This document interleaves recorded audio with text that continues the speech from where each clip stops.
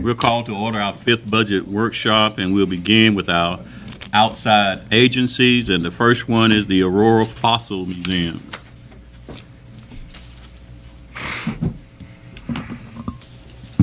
My name is Sandra Sarton, and I'm the part-time bookkeeper for the Fossil Museum. I'm here tonight representing Cynthia Crane, who is our director, but is unable to be here due to health reasons. Cynthia, we're very glad to have her with us because she has a Master of Science degree from ECU with a thesis in vertebrate paleontology, and she also has degrees in computer programming and internet technology. The museum is celebrating its 40th anniversary this year. It's funded by donations, gift shop sales, and a grassroots grant.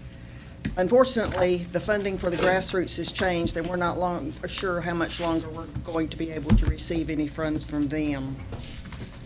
I'd like to list some of our accomplishments. We had the grand opening of the newly renovated Potash Core Mine Room last Friday. We have added a fluorescent mineral room this year, and we're updating displays to reflect more accurate scientific information. Last year, we had 15,073 visitors from all 50 states and 24 countries. And this year, we're well on our way to surpassing that because we have already, in the past 3.5 months, had visitors from 46 states and 4 continents.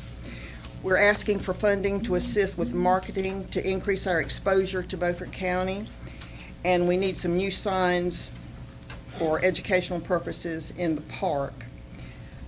Over 52,000 people have been impacted by the educational outreach because they go to different groups and speak to them, and that's a lot of people that have been impacted.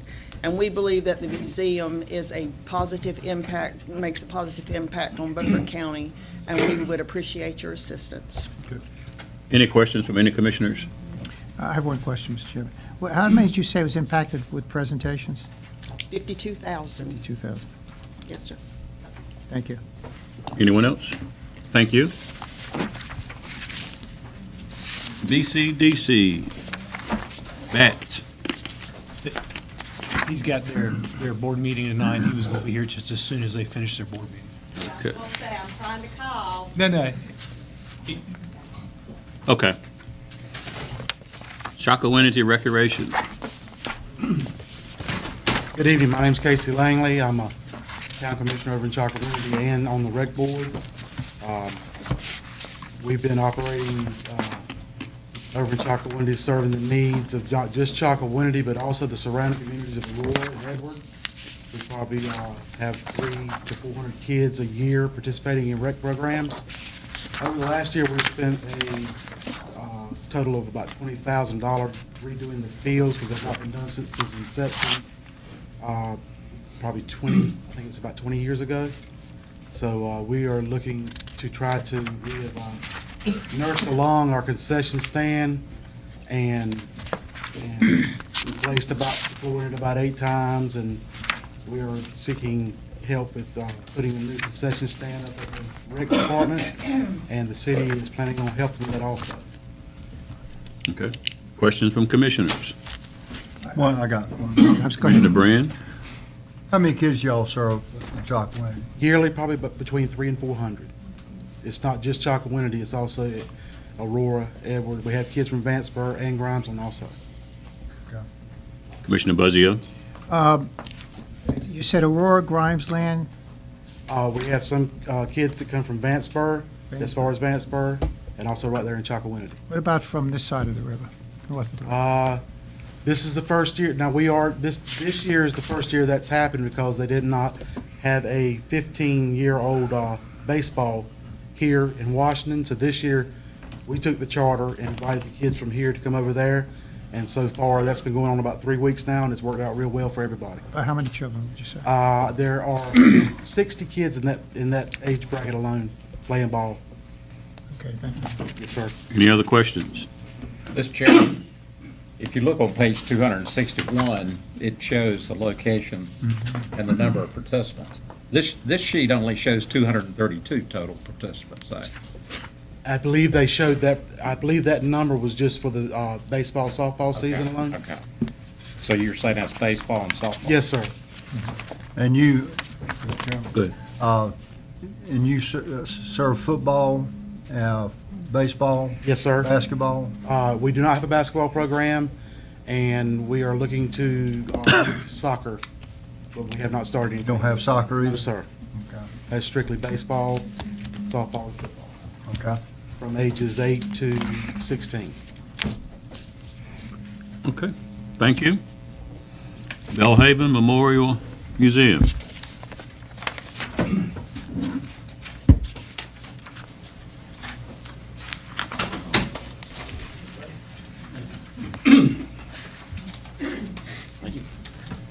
Good afternoon. Our president is not here, and he has the paperwork that I needed to, if I needed to refer to anything. it's We'll with hold it. him.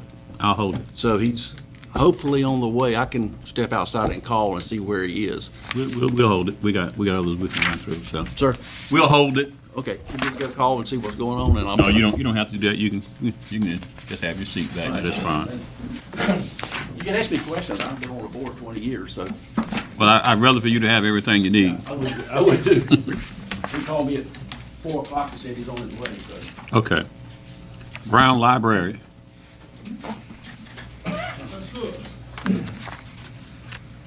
Mr. Chairman. They're here. You said they're here. Yes, sir. Good evening. They're here. I'm Mike Hodges, mayor. This is Matt Rauschenbach, finance officer.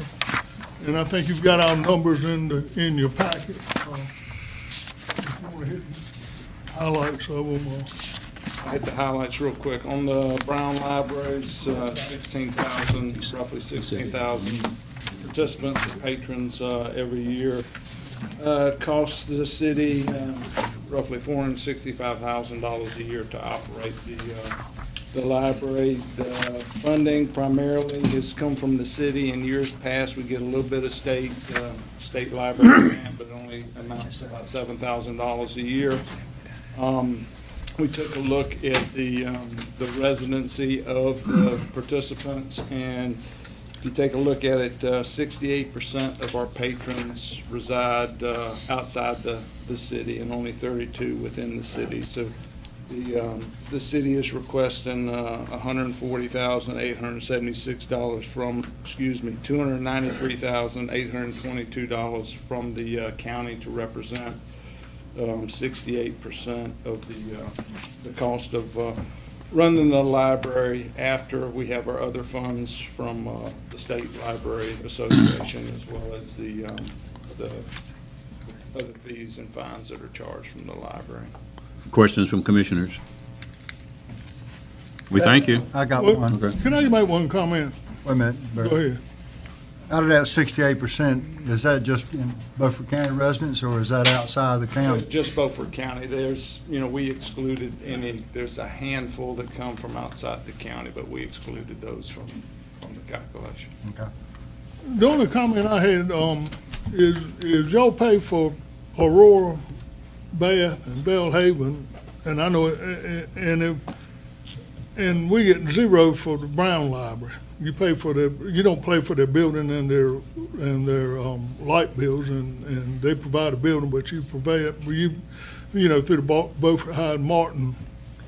And that's the only comment I got is to be fair, I know this figure probably is not one you're going to get to, but it would be helpful, anything we get is helpful. And I think we should be at least at the same, you should fund us at the same amount you fund other libraries for in the county for.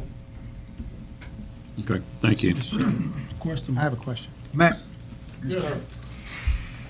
Last year, I understand was some discussions about merging the county and the city library, so we didn't have two libraries in Washington. It was, and not get in there, y'all get the grant, and you put in money for both High Martin, and everybody got a vote, and you have little bitty libraries, and you had like 14 votes, and we'd have one. And if you look at what you do with them,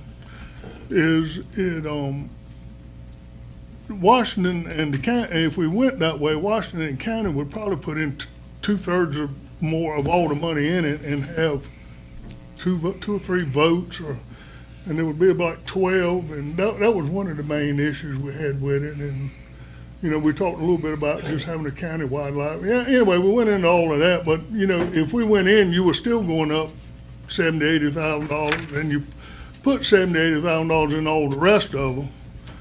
So, I think that's a realistic place to be. I don't see why the Brown Library signaled out as the only one you're not funded at some point.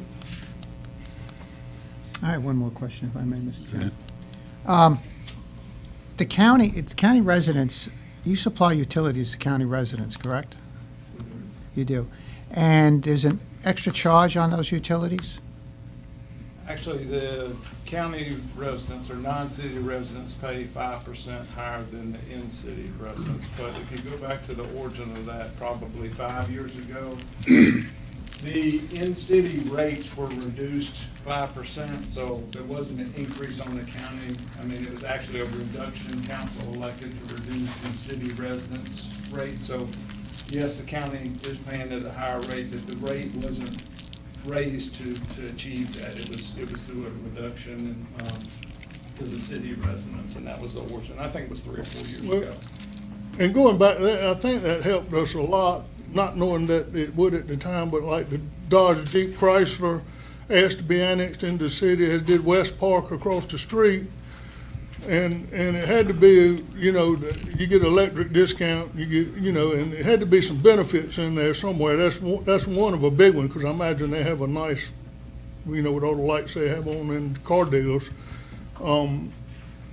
It does give an incentive to be annexed into the city. You just can't go annex anybody anymore. So they both asked to be annexed this year before they built their property, get city water, sewer, 5% discount on light. So anyway, we're getting all off the library, but I'm just saying that. I understand that, Mr. Mayor. I was just, because somebody asked me the other day about if they're paying 5% more, how much of that it goes into utility fund, and then what percentage of that goes into the city providing services, and they were trying to figure out in their own mind, is the county residents paying something towards services that the city's providing? We take some money out, 600, out of the electric. 6,000 county residents are in the residential service in the county. 6,000. 6,000. Okay. I was just trying to figure out if some of that money's going towards services. But thank you, Mr. Chairman. All right. Bath, recreation. Bath, recreation.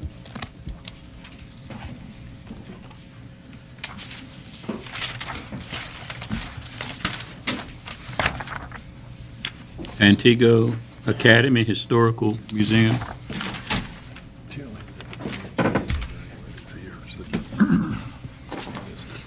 Bath is not here. Got a long name, haven't we? And some people are come up with a misconception because we do have the word academy in our name. There was an academy established there in Pantigga in 1870. So we hate to drop the word because we're still in that building. And Beaufort County doesn't have many buildings still standing that are that age. The newer part of the building is well over 100 years old now. But sometimes I think it is hard to understand that this is not Pantigga High School. This is not the academy, the male and female academy. This is actually a county museum. And we are not only, although our roots are certainly in Pantigga, that's where our 3 buildings are, we are encompassing the rural communities. Everybody is paying attention to the incorporated towns, but Beaufort County has a lot of people out in the county, and so we are including them in our research and studying about the different communities and trying to get the information and record it for our prosperity. We are a 501c3. We do have 3 buildings of roughly 1870 to 1880, all 3 built. And this is for both sides of the river. This includes the communities over on the other side, Idalia, Royal, Gumswamp. We've heard of all those too. We don't expect you to get it here as often, but we do want you to come. While we're excited about our river that splits the county, it does create some issues for y'all, I expect, as well as for people like us here at the Pantigga Museum. Our jail, the Pantigga Jail, is a wood jail. Been there all my life, and I'm 3/4 of a century old. How much it goes beyond that, we really don't know. We've not been able to document the jail, except just what it tells us. And then when the oak tree fell on it and crushed it, we thought we had lost it. But we hired some waterses to come, and it is amazing. If you didn't know it had been crushed, you couldn't tell it now. We have got that paid for, and it looks wonderful. And when you take its picture now and its picture before the disaster, the only way you can tell it is when you look at the door was a perfect square initially, and now it slants slightly. They did a wonderful job in the restoration of it, and we are grateful for that. However, it was expensive. It took almost $5,000. Well, we dug it deep in our pockets and we got it paid for, and we're happy that we could do that, but you can't spend money but once, and so that's $5,000 out of our coffers that we can't use for anything else. Our 2-story building, the Academy building, which is the crown jewel of probably of Beaufort County. There's not many buildings that have the statue that it does. The only way you can get upstairs in that building is those steps on the front. And how many of you got good enough knees to go up and down those steps 5 or 6 times a day? Kids did it, of course. It doesn't really even have a handrail. You can hold on to the archway, which I do, because I do go up and down as needed. But we've got the downstairs all in use. We have all kinds of tobacco memorabilia in there, a lot of interesting things that do reflect the county. And of course, tobacco has gone out as far as the day when I grew tobacco. But we are trying to save those things. We even have a dolly out of the Knox warehouse out of Washington. We've got some really good items such as that. Now, we're ready to think about, we've got to restore upstairs.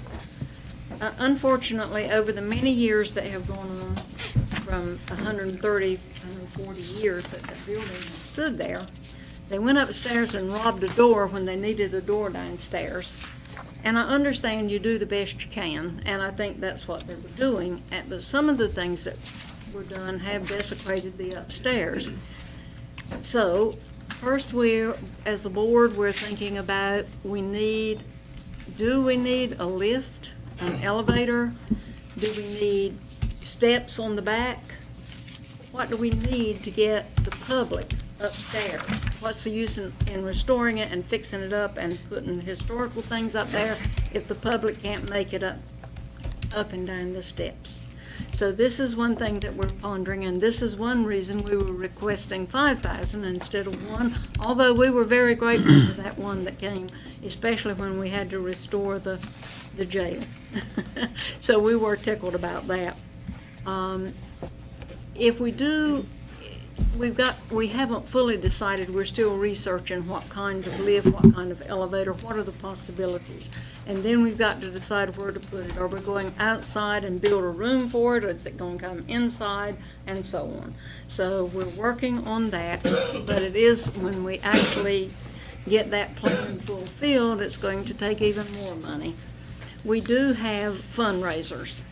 Our group we have about a little over 100 paid members from here to California. Well, obviously, the ones who live in California are no physical assistance, but their money, their membership money, does help pay for electricity, gas, the heating and the cooling, the water, that kind of thing. So it means a lot to us to have these people. You ask about how many visitors we have. Well, you never know. We open on Saturday and Sunday faithfully, unless it's snowing and we can't get there. We may not see a soul. We were open on Mother's Day and we said, well, you know nobody's coming on Mother's Day, but we opened anyway. We had 12 visitors. 2 from Terracea, 2 from Washington, some from Winona, some from who actually live in Florida now who grew up in this area, but we had a dozen. So it's impossible to determine how many people are going to come. And I have sit there, so to speak. There's always work you can do. I mean, there's always spiders you can stomp and things you can dust. But as far as visitors, you just never know. But we do have a reasonably good amount of visitors, and especially to be in a community that is about to dry up and blow away, which Pantigga is. And this is it helps Pantigga, but it also helps the whole county. We did turn into you that we do have some funds. We gave that to you on our paper. We have some operating funds. We have some rainy day funds, which we did dig into to get the jail fixed. And then we have our Carlisle Wendland Memorial Fund, which we are hoping will invest and bring us some more money. But money, as somebody just said, everything takes money. And so we are asking you to consider us as best you can, and whatever you can provide for us, we would do appreciate it. Is there any specific questions I could answer for anybody? Anybody have any questions? No. Thank you, ma'am.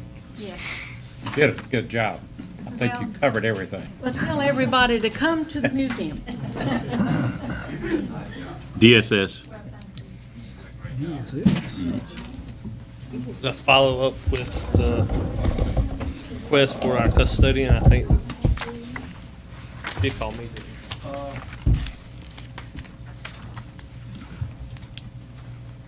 My president is here, but he's in a wheelchair. Okay, just hold on. We're doing a presentation. Go ahead. I think last night we told you about some contracting funds for custodial maintenance in our building.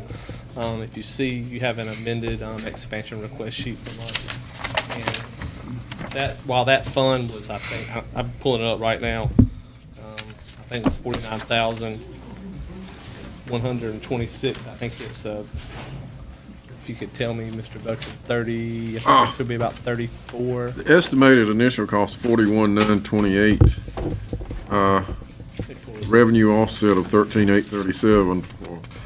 Estimated initial cost of 28,091, and that last night was your expansion request, and I believe your director said that was in error, that there would not be any expansion requests at all. Is that not right, Brian? Well, yeah, that's what we said with since the offset was that contracted funds that was currently being funded out of the buildings, Christina's budget, 49,126. Let me pull that expansion request up from my email now. They did. They pulled some of their expansions last night, but this was the one that had a revenue offset between what they would draw down in state funds and then what we would offset with eliminating the current cleaning contract at the DSS building. Right. So that's why it came up to be a cost savings. Yeah, the question that I had, and the reason it's back on here tonight is the estimated annual recurring cost, which would have been the expansion, was 28,091, and I think last night she said that figure would not be an expansion figure, it would be taken care of in the current budget. It would, and that's why we brought it back to you, for you to see that. Okay, We wanted to confirm those numbers that today. Yeah. Right, and that second number that you see for the revenue, what that is that you have an indirect cost plan that you put services that's provided the DSS in, and you get state and federal money back. So that's why you don't see the full 49,126. You see what would be the county dollar there, and you see, I think, 2,311 without having it up in front of me as a savings. So that's extra county dollars. So essentially, that whole request is. So actually, we could move this out of the expansion altogether, right? Well, it is, typically the way we do that is we would show it to you even as a cost savings for you to look at and say, yes, we want to do that, or no, we don't want to do that, because it is something new or different than what you had last year. The new figure looks like there's a cost savings, if I'm correct, Frankie and I have been looking at $2,311. That's correct. So what we were So looking to actually, it'd be say a is- cost savings rather than expansion. That's right. And we did. And That's the best news I've heard lately. That's why we want to bring those, that's why we want to bring those to you as well. And there was in looking at that contract, there's some things that are supplied by the county, such as like paper towels, and I'm trying to think of the email, garbage bags, but, that person would also be doing, would take responsibility for buffing the floors, would also need cleaning supplies, so we did add some money in that for operational, but you're still getting, that's all included in the offset, so that's all been accounted for. It just makes it a whole lot easier to approve when it's, when it's not $28,000 sitting there. I understand that. Okay. But if there's any questions for me on that, I'd be more than happy to try to answer. Any further questions? Mr. Chairman, I have a quick question. You're using a contract service now, correct? Well, the county uses a contract service. Same service? No, I don't know who the contract service is with. Yes. But Same service. it should be maybe the same one. And why do you want to have your own employee? Well, we want our own employee because we would have more oversight with them. Our building and our maintenance, we see things that need to be done on a daily basis. Our contracting services now, they're not even there when we're there. They're there when we leave the building. And in the event that, I think some of the things Christina talked about last night was you got a toilet that's stopped up, you've got a toilet handle that needs fixing. We have to call their office to try to get someone to come over and do that. Just an example, we had some plumbing issues that were going on when we had a training, and that person could possibly handle those and try to, troubleshoot that before having to call in. You've answered my question, thank you. All right. Commissioner It's a Booth. service issue. Yes. Now, are you hiring a janitorial service or a maintenance man? A maintenance man, it'd be one person. I know you said that you wanted somebody there, some baby turn over some milk or something, but now that joker done stopped picking up milk and started fixing plumbing stuff. Well, minor plumbing things, and it would also be just general cleaning of the building and clean the schedule and, fixing, and, if there was a minor repair that we needed that they could do, we would do that. That may be a small hazard, but you got to understand, we see people from 0 until 100. We have things in the lobby that may need to be cleaned up. We have leaking roofs sometimes that they may need to attend to that roped off, so things like that. I understand that part, but you had me confused with a maintenance person doing plumbing. Yeah. A janitorial person doing plumbing. That confuses me. We're going to look. Sometimes, everyone else is so busy. It's hard to get someone. I just wanted to make sure we wasn't getting two people. No, I don't think they're going to be running any hoses down the line or unclogging the plumbing. So. Okay, thank you. Thank you. DCDC? He's in the lobby. I saw him out there.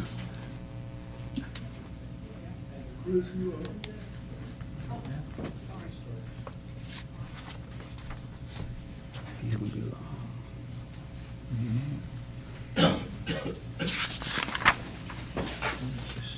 It's BCBC. 48, it looks like. 254. 54. You start with bats, are you? Thank you. That's some BCD. Okay.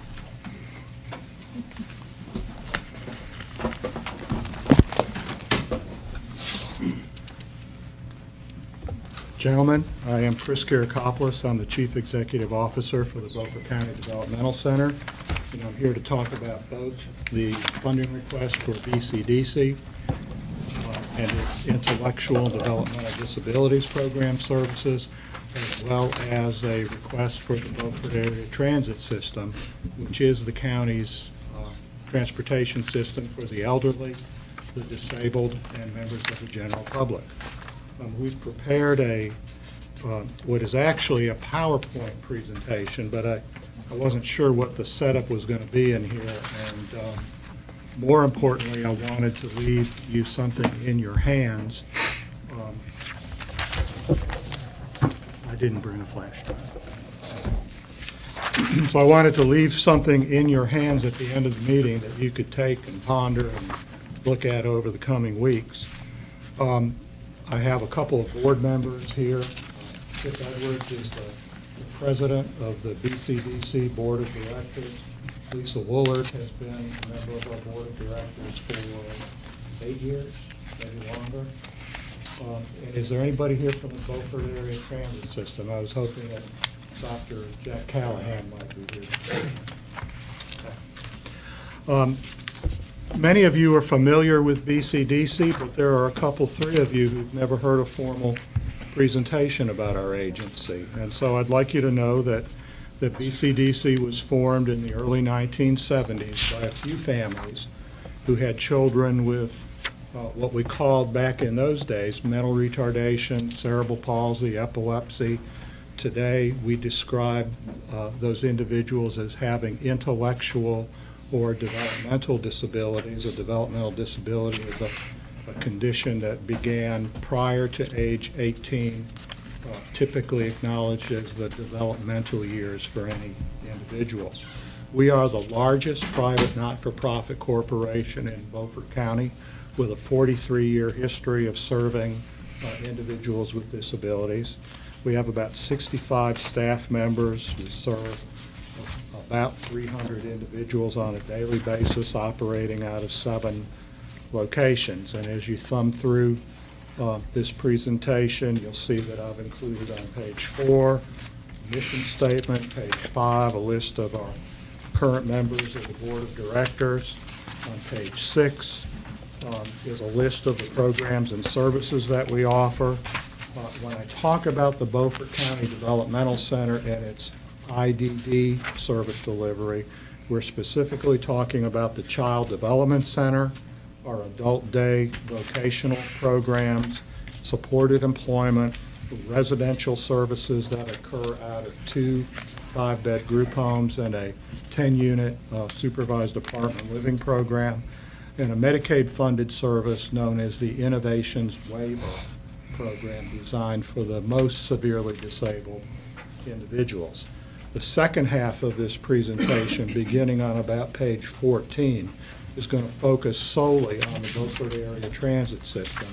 Again, that's the county's elderly and disabled and public transportation system that BCDC operates on a partnership basis with the county and with NCDOT. At our Child Development Center, we're providing services to about 90 children. 30 of those children are children with disabling conditions. The other 60 are typically developing children. And we have found over the years that by serving both children with and without disabilities in the same program environment, the children with disabilities are learning their gross motor, their social skills, and language development skills much more rapidly. And by having the non-disabled children in there with them, we think we're developing a generation of individuals who are going to be more tolerant and accepting of others who are different than they are. We hear that through anecdotal stories from families of children who've gone on from our program into the public school system.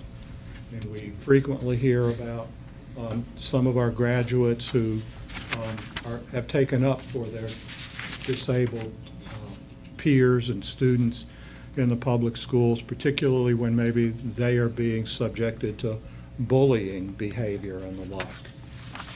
We're finding that the the children who went through our child care center with them are taking up for and advocating for the students with disabilities. The CDC is a 5-star licensed facility.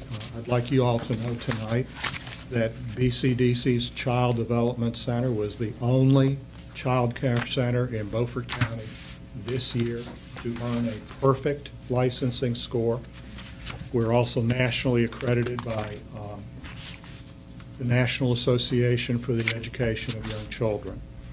On page 9, the presentation speaks to some of our adult services programs. All of our adult services programs are nationally accredited by the Commission on Accreditation of Rehabilitation Facilities.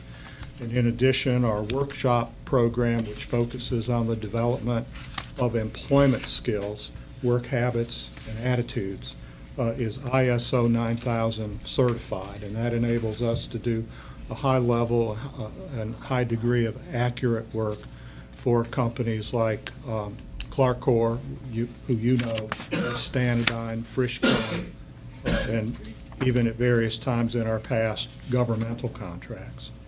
Our adult developmental day vocational program employs about 50 individuals on a daily basis. It's designed to prepare individuals for employment in a community setting while emphasizing the development of good work skills, habits, and attitudes. We also provide at that same location the Innovations Waiver Medicaid-funded service, and this is for individuals who have a combination of intellectual and very severe disabling physical conditions. We operate that service under contract with Trillium, which acts as the state's agent in the distribution and reimbursement for mental health, developmental disability, and substance abuse funds. Another adult day program service operated is our supported employment program, where we assist young people with disabilities in assessing their vocational interests, their strengths, maybe identifying some deficits and add training to strengthen those deficit areas. We operate that program in partnership with the North Carolina Division of Vocational Rehabilitation Services, and this is in the form of a job coaching program where we literally do the job development, place the individual on the job, teach them that job, and remain on site until the individual is able to perform the job independently. This gives the employer assurances that their work is going to be done correctly and on time. Our residential programs consist of 2 5-bed group homes, one on 7th Street, one on 6th Street. They're actually licensed as community living facilities, and our goal is to get people out into the community that they live in and participate in the City of Washington and County of Beaufort related activities. So that's a very quick description of the IDD services provided by BCDC. The crux of this presentation and the source of the expansion request that we're making to you this evening relates to our operation of your transportation system, the Beaufort Area Transit System. Our goal and mission is to provide safe, reliable public transportation in a respectful manner for the citizens of Beaufort County. It's operated by BCDC in partnership with Beaufort County and NCDOT. We have a 12-vehicle fleet. 7 of those are equipped with hydraulic wheelchair lift equipment. The majority of people use our BATS services for medical appointments, which do include life-sustaining medical services such as cancer treatments, radiation, chemotherapy, and dialysis clinic visits on a several times per week basis. We also transport people for employment purposes, education purposes out to the community college, and to help people with their nutrition and pharmacy needs. Right now, we have an unduplicated system count of 900 users. I want to point out to you that less than 100 of those are directly affiliated with BCDC. There's been some confusion in the past that perhaps the BATS system catered primarily to the BCDC clients. That is not the case. Only about 100 of the existing 300 BCDC clients are using the transit system. The other 800 system users are using the transportation services by referral from the Department of Social Services or 13 other human service agencies, or they're members of the general public who just need to get around a large county split down the middle by a 4-mile wide river. I think it's important to note how BCDC became the county's lead system.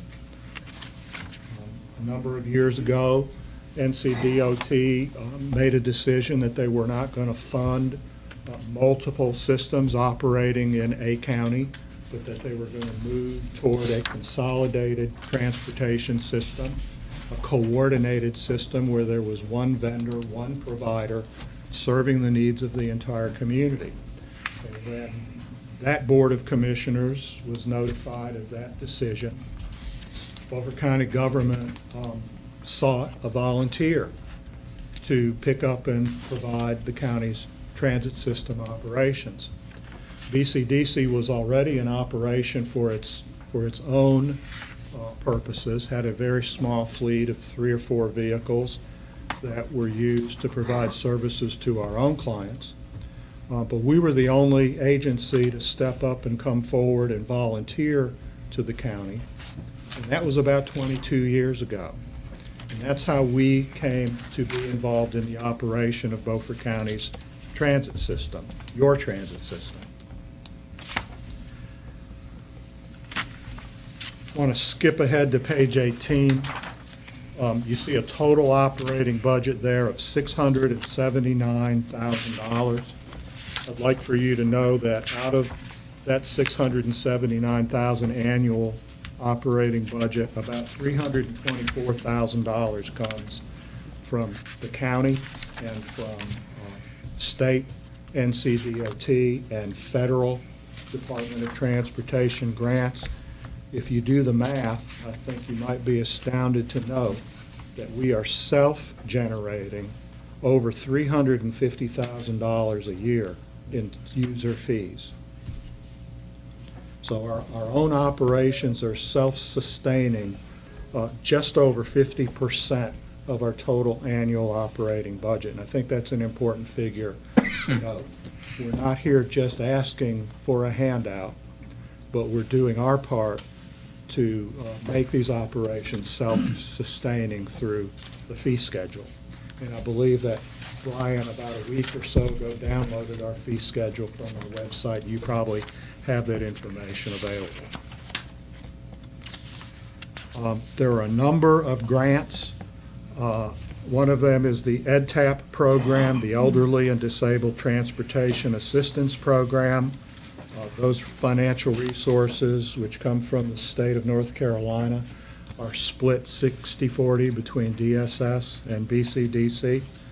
There's a rural general public transportation grant of about $71,000, and that is so to enable the provision of transit services to any member of the general public who can access one of our established routes. On page 20, you see a list of some of the agencies and organizations that we provide services to on a daily or maybe 3 times a week basis. Your own Department of Social Services, you should know, is the primary user of the BAT system. Again, the majority of that is for medically necessary transportation assistance. You see a couple pages there about rates and fare revenues. You take that in combination with the fee schedule. You see that we are, again, relying on the users of the system to offset some of the expenses, not just state government or local government. On page 22, you'll see that the cost per service mile is $2.25 per mile. Our current reimbursement rate is $1.95 a mile. About 8 cents of that difference is directly attributable to increased maintenance, vehicle maintenance and repair costs.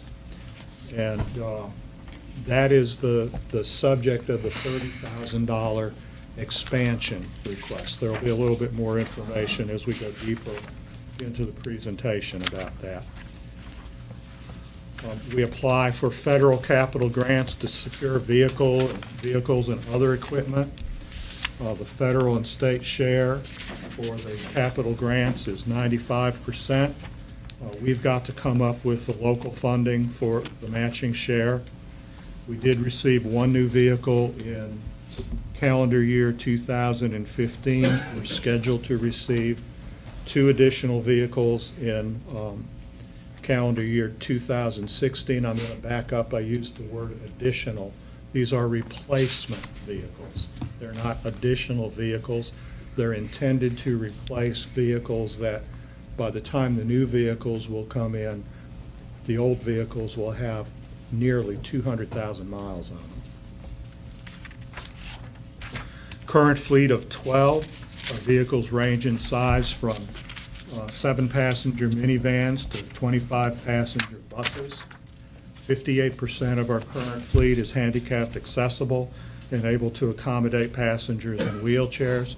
That is a huge growing segment of the population that we're transporting. All of the new replacement vehicles for 2016 and 2017 will be handicapped accessible vehicles, and it is our goal that every vehicle will be wheelchair accessible vehicle in the future. Now we're to the fleet condition, and again, this is the basis of the $30,000 expansion request. NCDOT now defines the useful life of a vehicle as 145,000 miles. That went into place about 8 years ago. And I think that in the funding request that I made to you back in early April, there was a 7 or 8 year vehicle maintenance history that showed a dramatic increase to the point now where our unreimbursed vehicle maintenance expenses for this current year are going to top $65,000. Those are primarily in 3 major maintenance areas. One of them is transmissions, one of them is engines, but quite honestly, the biggest one in this current year has been the complete replacement of air conditioning systems on every one of our vehicles during the last 10 months of this fiscal year. These vehicles hit the 100,000 mile mark. By 105,000 miles, we start having engine and transmission failures. We are on a maintenance plan. State requires us to be in compliance with 80% of that maintenance plan. We had a review just a few weeks ago and we were at 97% compliance on our vehicle maintenance. So we're doing our part. The vehicles simply can't hold up to the strain of the miles that we're putting on them on a daily, weekly, monthly, annual basis. I know that you have a number of other individuals waiting to make presentations tonight, so I'm going to move even more quickly than I have. During the past 4 to 6 months, we've experienced a number of NCDOT mandated changes. We're now using a trip maker program for scheduling and dispatch. We've got to have a certified safety manager, safety and security plan. The vehicle maintenance plan, again, I've just mentioned that we're performing at 97%. We're in the process of updating our website, adding a great deal of information for the general public's education and knowledge about our operations. We've recently had to hire an additional part-time staff just to keep up with all the reporting requirements for NCDOT. We'd also like you to know that we're getting ready to implement an NC Tracks billing for the Medicaid trips, that's a responsibility that we'll actually be taking over from the Department of Social Services.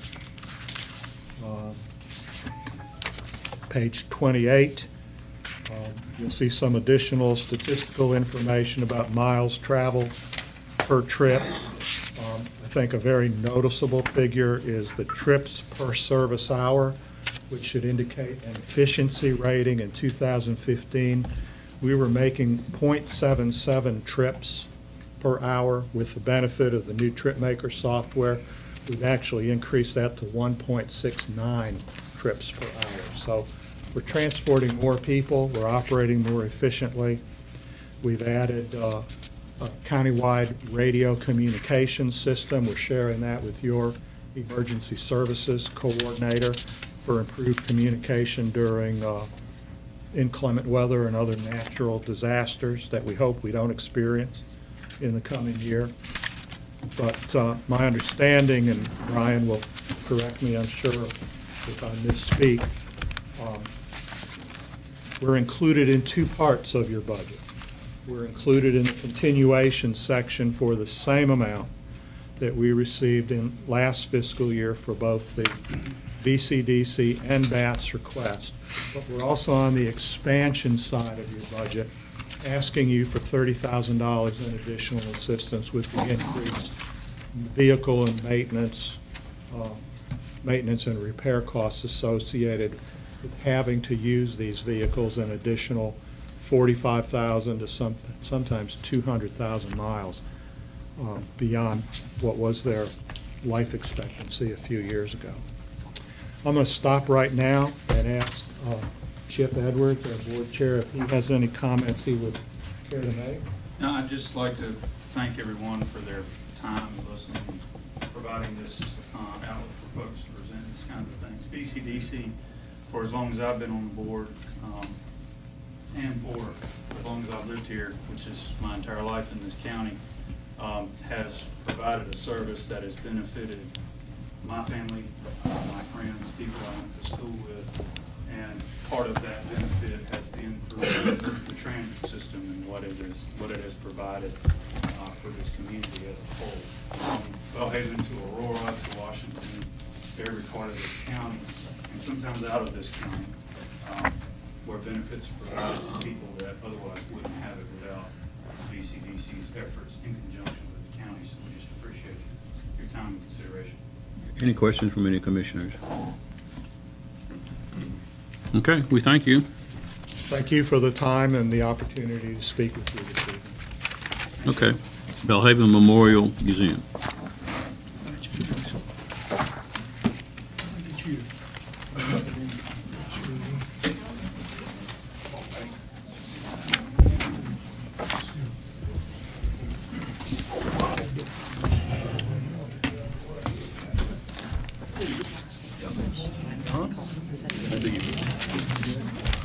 Some key.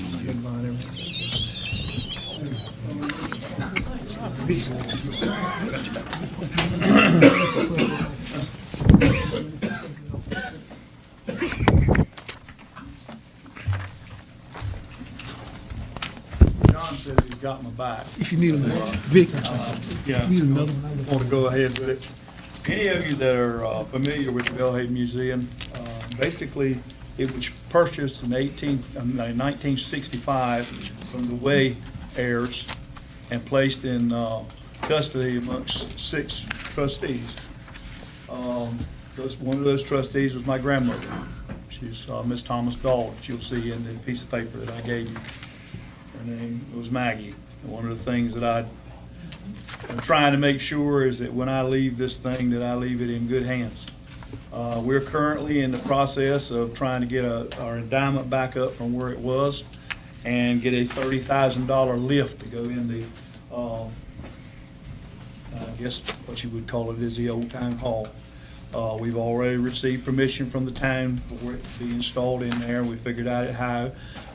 Total cost of that will be $25,000, $5,000 for the renovation of a handicapped accessible bathroom. The deal with all of it, even before this happened to me in September, I was pushing because of John to get handicap, because I figured that getting us handicap accessible because of the height of this building would give us from 30 to 35% more people. A lot of the people that would go to see the museum are people that are elderly and really don't have a whole lot to do, but this would be an excursion for them to go. We have somewhere around 6,000 visitors, between 6. Our highest amounts have been 10 during the year.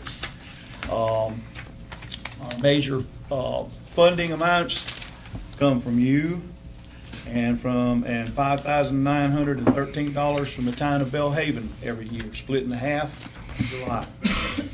Now, over the years, it's gotten to the point because of cost overruns and things, our endowment, we've been using it slowly but surely, keeping ourselves in existence. And it came to a point last year that it was not there anymore. We've been running a capital campaign as of late. I'd like to thank Tri-County Telephone and Tideland for both giving us an amount of money to help us get everything going, back on track and going. What I'm asking for tonight, all of you, is about $3,000. Now, the reason why I'm asking for that is because if you had looked at our budget in the last 15 years, you'd see it basically stayed the same. We're staying under $10,000. Well, slowly but surely, as you went during that 10 years time period, it's climbed right on up to the point that now our budget is $9,653 according to figures that I've totally compiled today. They're different figures than what you have there, but I had some other things that we had forgotten to put in there. Other than that, we're citing increases in a minimum wage, which we know is coming shortly. That's not going to be long. And I have only one employee, and he's part-time. We want to add 2 days. We had to shorten our time by 2 days. We want to add those 2 days back. It'll help us go with more programs and more things such as that. Basically, the town's feeling pressured too with its finances, I understand, and it's no telling exactly what they're going to do. And so basically what we're asking for here is that small amount to get us back up to where we're right dead on even, just to keep going. We have no fees at the building at all. We haven't charged $1 or anything. The only time that any fee is ever charged is 4th of July. And that is normally put toward Christmas bonus for the employee. That's the reason why it's done that way. Other than that, for any of you that have not been there, if you look on the internet, you look it up, the first thing you're going to see is dress fleas. That's the most popular thing there is dress fleas. There's a 1918 Maxim machine gun. We have 28 trunks that are sitting on the stairs, and every single drawer in the place is full. There literally is 3 museums in that museum. We're literally rotating a little at a time so people can see. And with the amount of people that we do see, we feel we're a big promoter for tourism. We have a lot of people that come to see us. Basically, do you have any questions or anything? Questions from any commissioners? I'm good. Okay. Thank you, sir. Thank you very much. Thank y'all. I'm sorry I was a little late, but she told me 121 West 2nd Street. That's not it. That's not it. DHM. Thank you, John. Thank you, Don. Thank you. Thank you.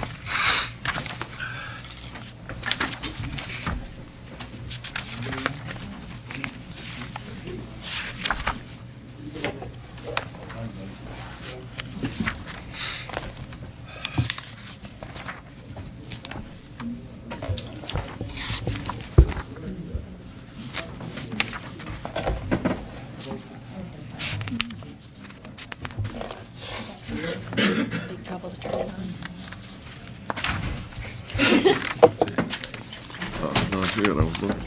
It should be right after 262. 260, it should be around at 262 to 279.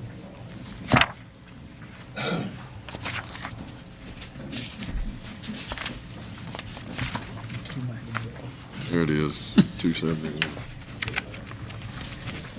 270.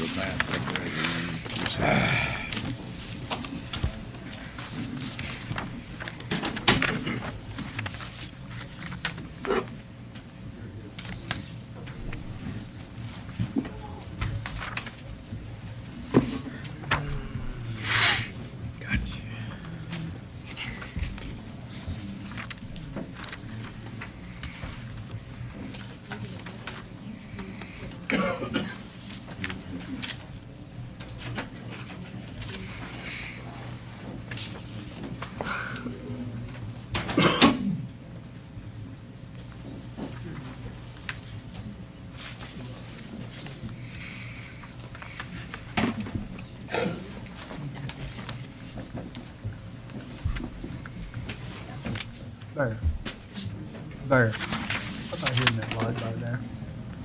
You got it. Good evening, everyone. My name is Hannah Easley, and I'm the director of the Beaufort Hyde-Martin Regional Library. I'd like to start by thanking the commissioners. Thank you for your continued support and for continuing to allow us to do what we do in the community. We have 4 branches in Belhaven, Aurora, Bath, and Washington. And what I'd like to do in this presentation is talk very quickly about some of our highlights for this year, and then really go over what we're asking for in our budget expansion request this year. So this year so far, we've checked out over 23,467 books, and this statistic is as of April, so we haven't finished out the year yet. Our children's staff has been working very hard. We've increased our number of programs and our program attendance, and worked really hard on our collections, so because of that, again, as of April, our children's fiction circulation has increased by 15%, and nonfiction has nearly doubled. You can see in this picture is Miss Denise from Aurora doing a program for some preschoolers there. We've hosted programs for over 1,700 children inside our libraries, and our outreach services have reached over 1,500 more in visits to preschools, daycares, and churches. We've also focused this year on increasing our computer class offerings for adults. So far, we've had 21 classes in that series. And one of my favorite statistics is in Beaufort County alone, we've had over 1,000 one-on-one job search assistance sessions. So this is where someone comes into the library and they can get one-on-one assistance from a librarian, help them with their resume, helping them find jobs online. And that's really one of the only places in the community where you can get a service like that. On to our appropriation request. This year, we're requesting a total of $212,000, and this is an increase of $9,500 from last year's appropriation. These funds are going to support 2 big service expansions for our libraries here. The first is high-speed broadband internet for all 4 locations, and the second is a small share of our new system administrator position for the region. So currently at all of our library locations, we have 20 megabit per second DSL. It takes about 5 megs to watch a video online. And so if we have people in our libraries who are watching videos for school, it's increasingly a part of online classes, in addition to people who are using videos for recreational purposes and people who are just using computers. It's really, our bandwidth is starting to not be enough. The American Library Association recommends a minimum speed of 100 megs for libraries serving populations under 100,000, which is what we fall into. The good news about getting broadband internet for all 4 of our locations is that federal funding will cover 80% of the cost on an ongoing indefinite basis. So through the E-rate program, we would be able to get 80% of our broadband costs covered, and Beaufort County would be responsible for the remaining 20%. The total cost for that is $6,576 per year, which is about $1,600 per branch for high-speed internet. This is an expansion that we are going to do in all of our county locations, and we're asking all of our counties to contribute to purchasing that for their locations. The second expansion we're asking for is for Beaufort County to contribute a small share to our new full-time system administrator position. Currently, we have 2 part-time IT staff who are managing 8 libraries, over 120 computers, and even more additional devices. What we really need is a full-time system administrator who can plan for our future, who can manage our growing number of technology projects, and who can really deliver the high level of service that people expect from us. Some projects that are in the works include wireless hotspots that are going to be available for people to check out as of July. So people will be able to check out hotspots and have high-speed internet at home. We're redesigning our website to be more user-oriented. We're going to have on-demand printing from patron-owned devices. We're upgrading to Windows 10. So we have a lot of projects in the works, and we need someone who can manage those. We wanted to cover the entirety of this position through state funds, but we couldn't quite make it work. So we're asking the 3 counties to contribute 15% of this position's cost, and we broke that up by population.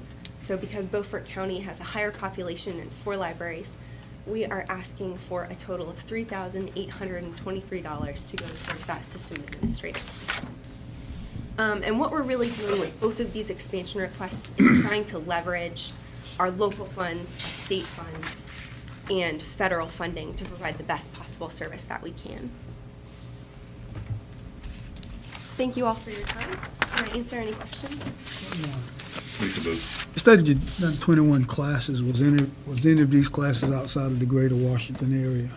Yes, they are at Belhaven, Bath. We actually haven't had, none of those 21 classes were in the Washington area. Okay, have you done it on the south side?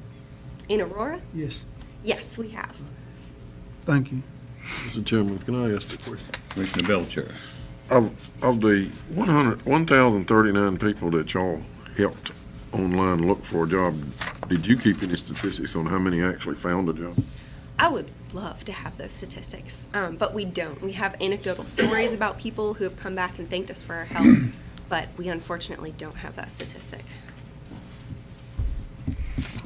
Any other questions? Mr. Chairman, can you provide us the amount of money out of the 212 that goes to the individual libraries, like whether it's 10,000 and what that's for? I can. I have a copy of our budget request. It's not broken down exactly that way. The reason I'm asked is I've had questions coming from the individual libraries, and just would like to know out of the, not the 212, but last year, how much money went to Bath and Aurora and who's the other one? Belhaven. Well, definitely, do you have a copy of this in front of you? Yes. The Beaufort County funds. So there, it's broken down fairly evenly. Of the $8,000 for books, that's the same as it was last year. It's $2,000 per library. For children's books, this year's figure was a total of $8,000, but that was $2,000 for library. Magazines are $200 per library. DVDs, we don't currently have a plan for Bath or for headquarters. We only have those plans for Aurora and Belhaven. Equipment gets split evenly between the libraries. I'd need to grab last year's budget to give you an exact breakdown, but we try to be as equitable as possible. I'm also interested in 152,000, how that's broken down, because I know that you're paying for some of the employees in each one of those libraries. Yes, that's correct. And I can get that figure for you. Thank you. But I can break down off the top of my head. Okay, thank you. Christian Fellowship Enrichment.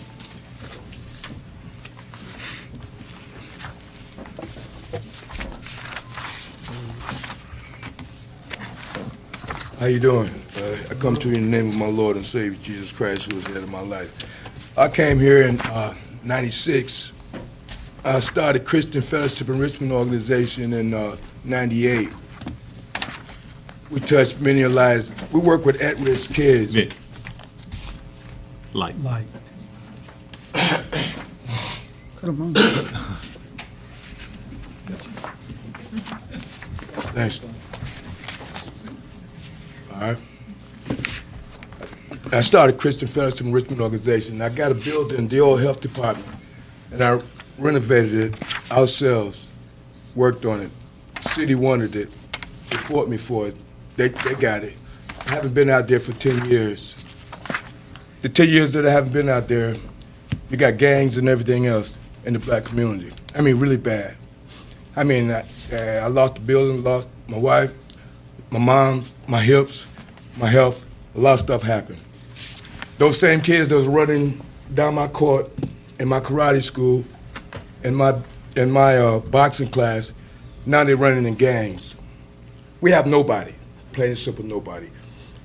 I'm back out there now. I came back out there tonight because I lost my mother about 1.5 years ago, and I've been contemplating. My wife would have me back out there. So I'm starting my organization again, and I need funding. And this organization is strictly at risk. And it's strictly in the community where it's most needed at, and that's the black community. I'm a Christian first and foremost. And in that black community, you not just got white. I meant blacks, you got whites, you got everybody. But blacks is really needed. They need the help. So I'm asking for $100,000. I'm looking to raise 100, and I'm asking the council to match that, to put up another building, to get the organization started back again. Okay. Questions from commissioners? Thank you, Mr. Parker. Citizens on the south side.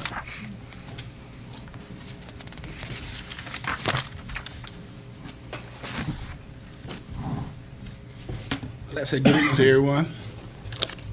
My name is Charles Cannon. I'm the Executive Director, Citizens on South Side Together. Our acronym is COST, C-O-S-T. I'm here today. We do serve on 2014, we served over 120 kids. In 2015, we served over 125 kids. On this year, we hope to serve over 130 kids. And we are located 17501 Highway 33 East in Blunt Street area. And we do have a park. We have playground equipment. We have basketball equipment for kids. And we do have a modular home.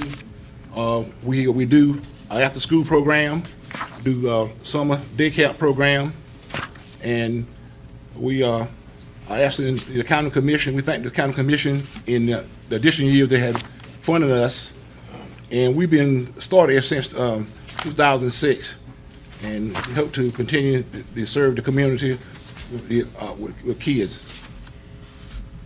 Any questions from commissioners? Thank you, Mr. Cannon. Eagle Wings.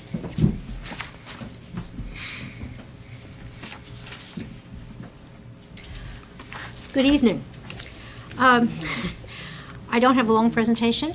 I'm here representing Eagles Wings. I think you all are aware of what we do at Eagles Wings. I've been on my feet since 7:30 this morning, serving the citizens of Beaufort County at our pantry, because today's pantry day. So I am very tired. I won't take up your time.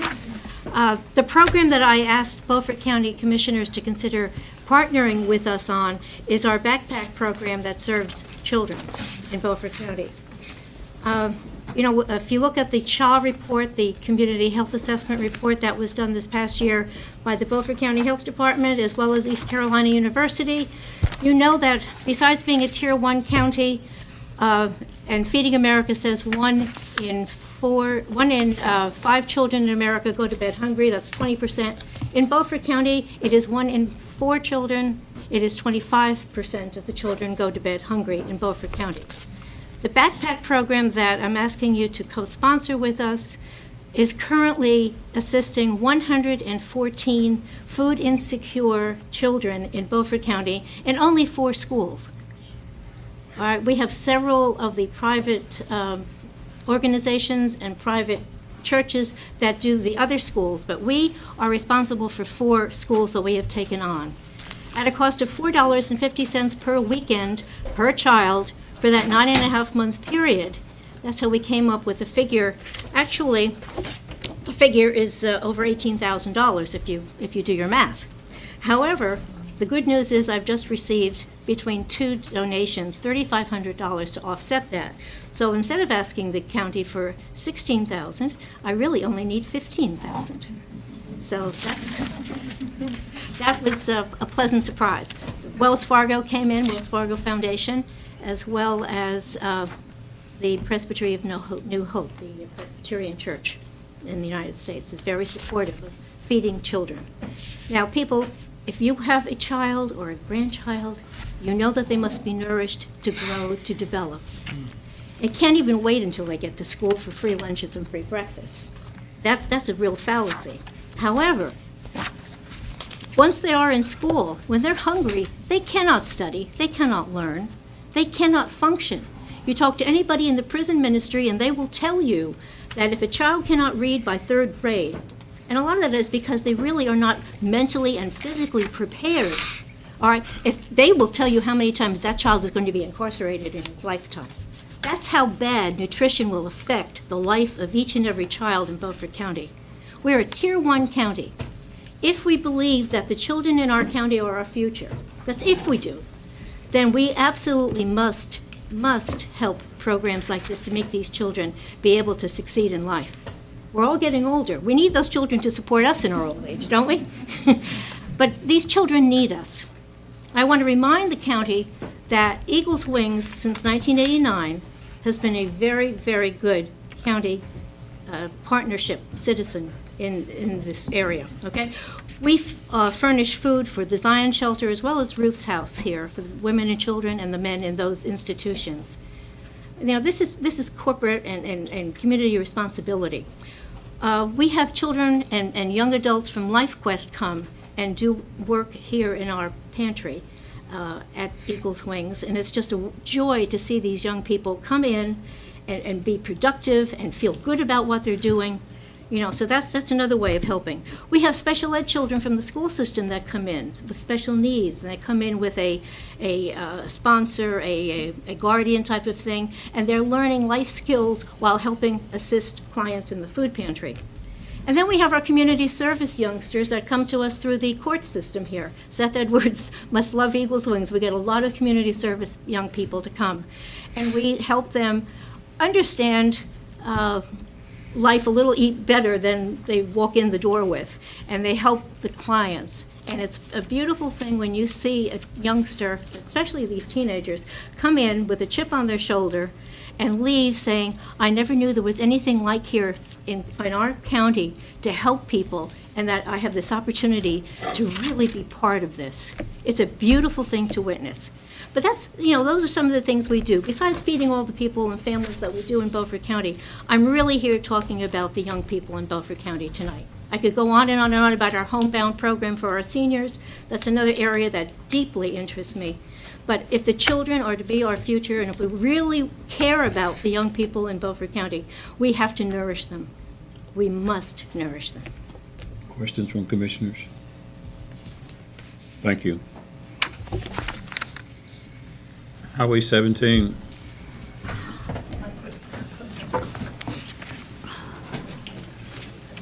Thank you, Mr. Chairman. I'm Mark Finlayson, Executive Director of the Highway 17 Association. I was privileged to be before you in March to give my detailed annual presentation, so I don't come before you with an additional presentation, but I am happy to answer questions, and I'll simply say how much I appreciate Beaufort County's ongoing support for our work, and Commissioner Belcher in particular for his service on your behalf on our Board of Directors. Happy to answer questions. Questions from commissioners? I have a question. Thank you, Mr. Chairman. In our lifetime, will we see 17 widened? I certainly hope so. I'm not looking for hope. I'm asking a question. Depends on how long you live. I wasn't going to go there, but I mean, I understand the state has a formula how they decide which road is going to be widened. And I understand from the last meeting I went to with the Secretary of Commerce that the chances of us having it is zero. Well, I think the chances are better than zero, but Since the General Assembly, in its wisdom, changed the equity formula and instituted Strategic Transportation Investments, the STI law, the odds are stacked against rural interests, including us. And I'm in the process of doing my annual analysis of the STIP program. And when you look at the statewide tier of projects, which is the first 40% of the money allocated, there really are only 2 rural projects on the list out of well over 100. One of them is the CSX rail project in Johnston County, which may or may not occur. And the other is a small intersection improvement on US 17 in Brunswick County. Every other project is a metropolitan project, and half of the money allocated this year for statewide projects is in fact in Raleigh. So metropolitan political interests made that decision, and we're swimming against the tide. But I do believe we're going to get it happen, that it will happen. And I think the designation of the future interstate will help in that regard. And I think it will particularly help the 10-mile stretch between Washington and Williamston. That's when we were at the meeting. We didn't hear that. Mr. Chairman, can I speak to that? Go ahead. One thing you got to understand is that the people who are running the legislature in Raleigh are not going to be there forever. And if the legislature changes, there's a possibility that you could lobby the legislature and go back to the equity formula. The equity formula, you understand why they did what they did. They're trying to take politics out of transportation money. But when you do what they did, putting it on merit, you ignore the small counties east of I-95. The equity formula says everybody's going to get a base amount. And after that, we're going to spread the rest of the money. Well, when you spread the rest of the money, it's going to go to the metropolitan areas. But we do at least get an equity formula amount for Eastern North Carolina. The way you'll change that, I think, is by changing the legislature. The legislature has put this in. If you get new legislators who are more attuned to Eastern North Carolina and willing to work with Eastern North Carolina, you may get that equity formula put back in. It's a long shot. If I may. It may be the best shot we've got. Commissioner Belcher's right. So, you know, the equity formula is a great thing for small rural counties that don't have any clout. The STI formula is great for big metropolitan areas that got a lot of clout. That's basically the way it works, isn't it, Mark? Commissioner, did you have a follow-up? Follow-up question. Yes, sir. As you know, money's very tight in this county. Yes, sir. So one of the things I'm looking at is where we're spending our money, whether it's your association, Highway 17, lobbyists, whatever. And I'm looking for justification to maintain giving you $20,000, I think, and you're asking for another $5,000. What are the chances are that that's going to be changed? I don't want to have to wait for an election because we may never change. Well, I don't want to make this a political consideration. I am interested in, do we have a chance of getting 17 widened to assist the economic development in this county? The answer is yes, we're going to do it. There's another way to say it too, is if there is no investment, if we're not working on your behalf, then for sure it won't occur. But there are two things we're attempting to do. One is work with the General Assembly, and part of that is a political calculation over time, but more realistically right now with the General Assembly that we have to work with the members, including this newly appointed Select House Committee on Transportation, chaired by John Torbett, who's from Stanley, who I believe understands that the pendulum shifted too far in the direction of the metropolitan places and needs to come back toward the middle. We need to work with them on tweaking STI legislatively to change the calculation. But there's also a way to work on that inside the Department of Transportation. There's a task team that's assigned to what they call the SPOT process, which is the prioritization process. And they are bound by certain criteria that they have to measure transportation projects by. The largest criterion by percentage is mitigation of congestion. That was a political decision the General Assembly made and imposed on the DOT. And let's say out of 10 criteria, 30% is congestion. And that means that virtually every project that's evaluated and considered is going to be a congestion project in a metropolitan place.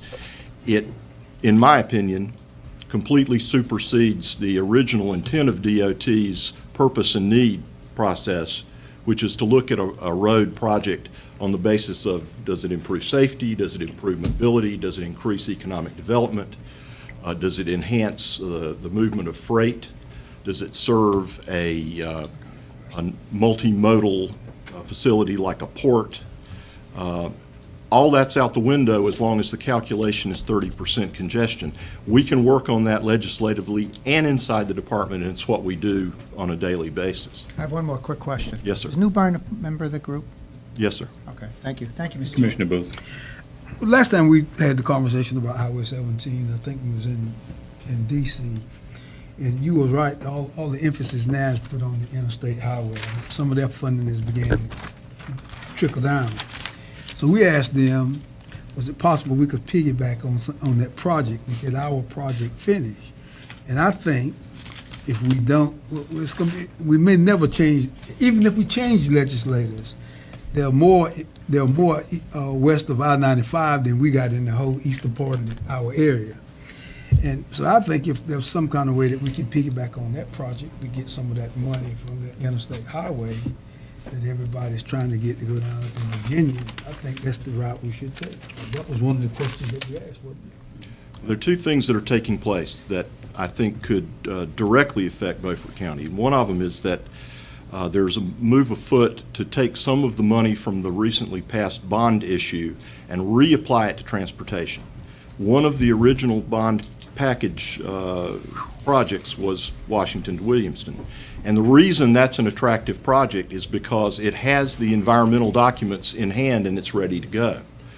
My concern is if we squander projects like that that have the environmental documents and they expire, then we've got to spend additional money that the state doesn't have to reapply for the permits. The other thing that's going on that I think would be beneficial to you and to Craven County is that the Down East RPO and in conjunction with the Mid East RPO are looking at ways to break down the Vanceburg to Chocowinity stretch of US 17 into smaller segments that could potentially score better in the current formula, rather than have one long project at the highest possible facility quality, like an expressway. Break it down into smaller segments, reduce the restriction on access, quality level, and maybe you get some of that work done too. That's an ongoing thing that we're partners with. Commissioner Brand. I'd have to agree with Commissioner Buzzio, but my fear is that if Interstate 264 is realized, that US 17 will never be four-lane. Well, US 264 did not make the cut in terms of future interstates. I know that that's something that that the folks in Greenville very much wanted. But yes, it's US 64 from Raleigh to Williamston. That was my mistake. I meant to say 64. Well, that's an important project for northeastern North Carolina. But it just makes perfect sense to me that if you've got an interstate highway in Williamston, North Carolina would be foolish not to improve the 10-mile stretch between Washington and Williamston and link the interstate to US 264 and link Beaufort County's economy, including the phosphate facility, to the interstate. It just makes too much sense not to do it, and that's what we're trying very hard to encourage to happen. I'm sorry. Last comment.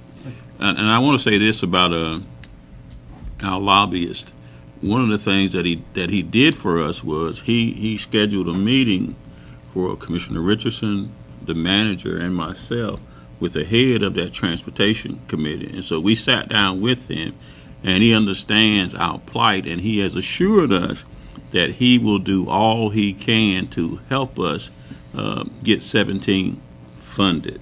So there are some things being done, and this all is being done in conjunction with the Highway 17 Association. But the thing about it is we have the association doing what they do, but also your elected county commissioners are also doing all that they can do to make sure that it comes to pass, because when it does come to fruition, we'll all be a lot happier.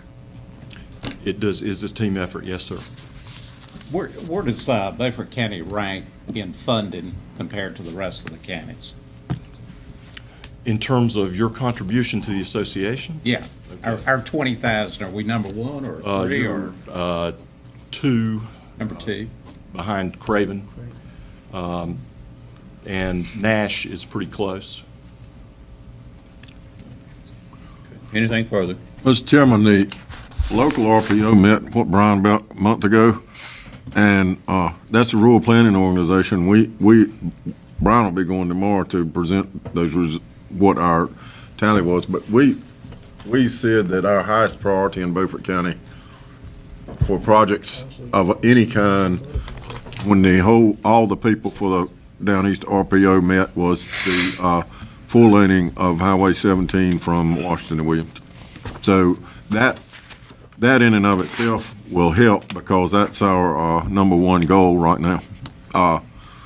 But like we say, you know, it's going to be a long process. All right, thank you. Thank you, gentlemen. All right, this time we'll take a 10-minute break.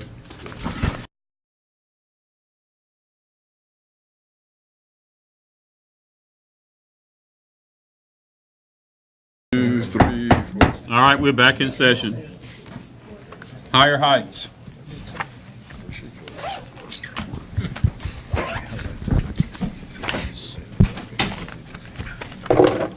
Good evening. My name is Loretta Ebbison. I'm the Executive Director of Higher Heights Human Services, and this is Dr. Christy Moeller. She's our board chair.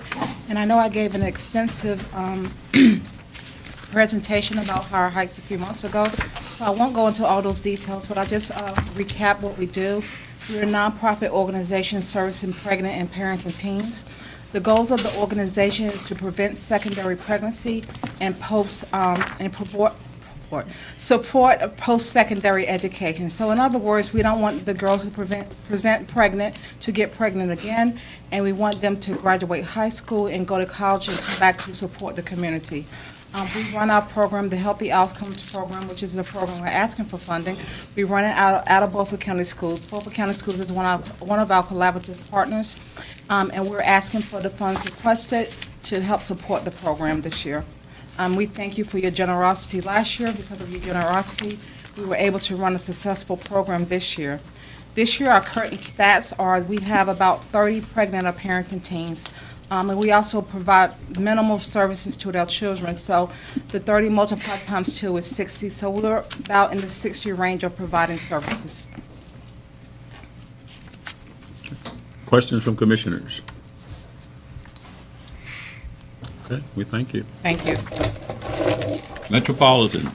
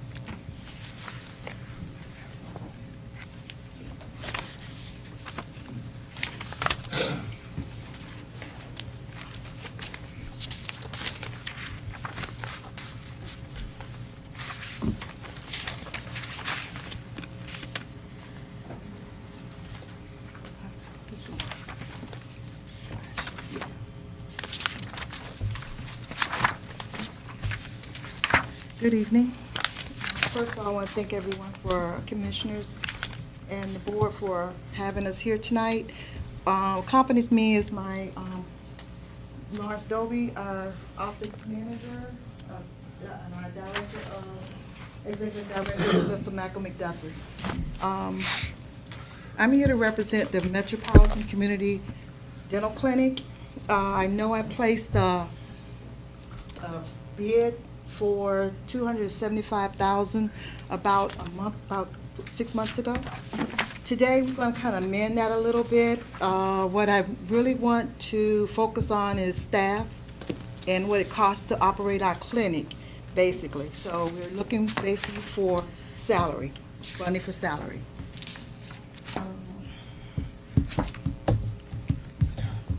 Okay, everyone knows our what we do, who we are. We're here to serve medical, dental, and now we have behavioral health at our clinic for our underserved population, uninsured and underinsured. Again, we provide dental services to all, no matter the ability to pay. We take them in and do what needs to get done for the population. Services that we provide dentures, partials, we do extractions, fillings, resin fillings and amalgam, root canal, crown and bridge. As you can see, implants are future services and orthodontic are future services. Our dental population, our major population is our self-pay population. If you can tell, from January until May, okay, we've treated somewhere about a little over 265 uninsured patients in our clinic, okay. Our Medicaid population, we've treated and billed 117. Our commercial insurance is 48 patients. Our concern that we have is our uninsured population. If you look at our dental budget, we're going to talk about it. This budget that what you see before you is based on a 5-day work week with a dentist that's asking us for a little over $130,000 a year. I went back and mended that after a couple of conferences I've had with other directors that does the same job that I do, okay? If you look there, talk about our payment, the money that we have coming in. Medicaid, this is only for the month of May. We have collected $6,582.56 from Medicaid. Self-pay, we've collected $986.25. Our commercial, it takes 60 to 90 days once we bill a claim out the door to be paid from a commercial payer. We've collected $1,250 from our commercial payers. So totaling up to $16,818.81. But our monthly expenses is $22,007.50. Now, we're talking about Metropolitan Washington office is only open 1 day and a half, okay? Now, when we talk about our monthly operations, we're only looking at May, for the month of May. The total expenses were $18,570. Our monthly income was $1,681, excuse me, let me start again, $16,818.81. For this month, we're in the red of $1,751.19. Okay. Now, I guess you all wondering how you guys are continuing to keep doors open and working in the red. That's what we are. We sat back and thought about where we can cut back. Advertising.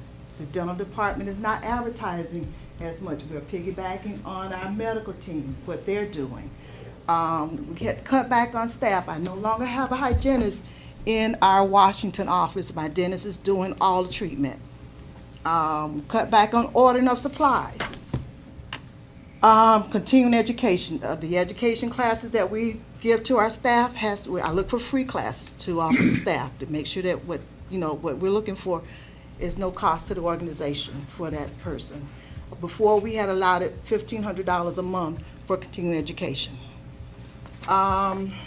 We slowed down the process on orthodontic services, offering that. We have a lot of patients that come into our clinic, parents that are looking for orthodontic services. Medicaid does cover orthodontic services for youth under the age of 18. Okay, our office hours presently, we're only there Thursday from 3 to 7, Friday from 8:30 to 5. When I presented to you guys, to this board, about 9 months ago, we were there 4 days a week, and we could not continue to manage the office and stay open, so we had to cut back down to 1.5 day a week. Phase 2A is Monday through Friday, ideal. Full-time dentist, full-time hygienist, full-time dental assistant, and full-time front desk person from 8:30 to 5, Monday through Friday. When you talk about where we are right now, we have a part-time dentist who's on an hourly salary. It's costing us somewhere around $6,000 a month to maintain him in our practice. Dental assistants and hygienists and so forth. But when like I said, we cut back on our hygienists, so I'm just giving you an estimate of what it would take if we would stay the way we are and bring on a hygienist. A full-time dentist, based on a salary of $95,000 instead of $130,000, we can bring it down to $3,958.60 with the full-time dental assistant, hygienist, and a receptionist would make it $102,000. What is that? $102,580. So we are basing that at a price of 3 days. Operations per year, 5 days at $123,096 a year. Okay.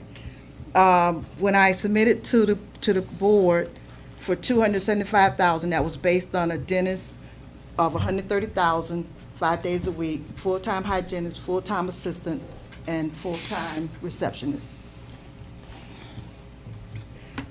Phase 2B, we want to bring, as I said, we want to bring on one dentist 3 days a week at $95 a year, a hygienist at $20 an hour, a dental assistant and a receptionist at $12 an hour.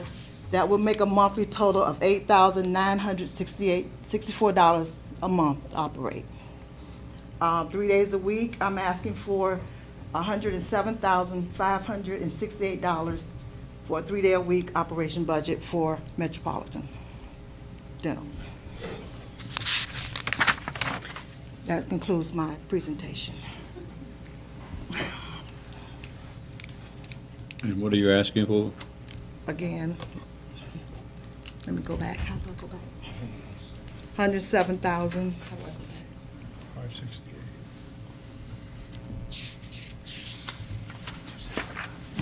$107,568. That would be for the year. Okay, questions from commissioners?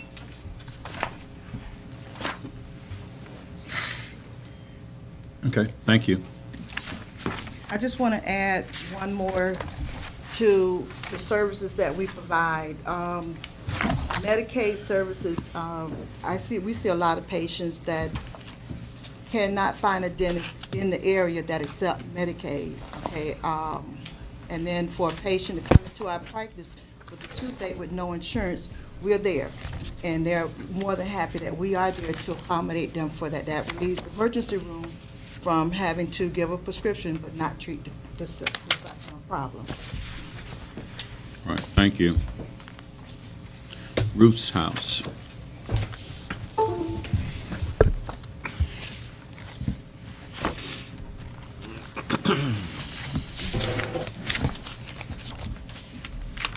Good evening. I'm John Rebholz, the treasurer with Ruth's House, and with me tonight's Valerie Kynes, who's our executive director.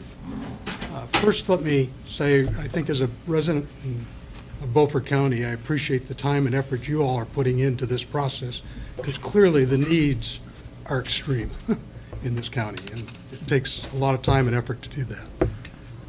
You've got the packet with all the statistics in it, I think, so I won't go over that. But to let you know that Ruth's House has only been around for 3 years. serving the domestic violence and the needs of women, and providing counseling and education, and for not only those women, but for the general community, to prevent this from continuing to be a huge problem. We have, however, had an increase of 25% in terms of residents over last year and people we're serving. We have a critical need, and I think you heard from Beaufort County Development Center about the increase in the handicaps population and what they serve. We have the same issue at Roos House. We have a need to expand our bathroom to serve handicapped residents. That's a complete renovation of the bathroom, and the estimate that we have given you is from Paul Woolard, who's one of our board members.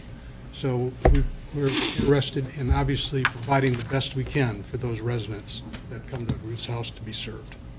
Any questions? Okay. Questions from commissioners? I have one quick question. Mr. Epholz, how many people on an average do you serve at the Ruth House?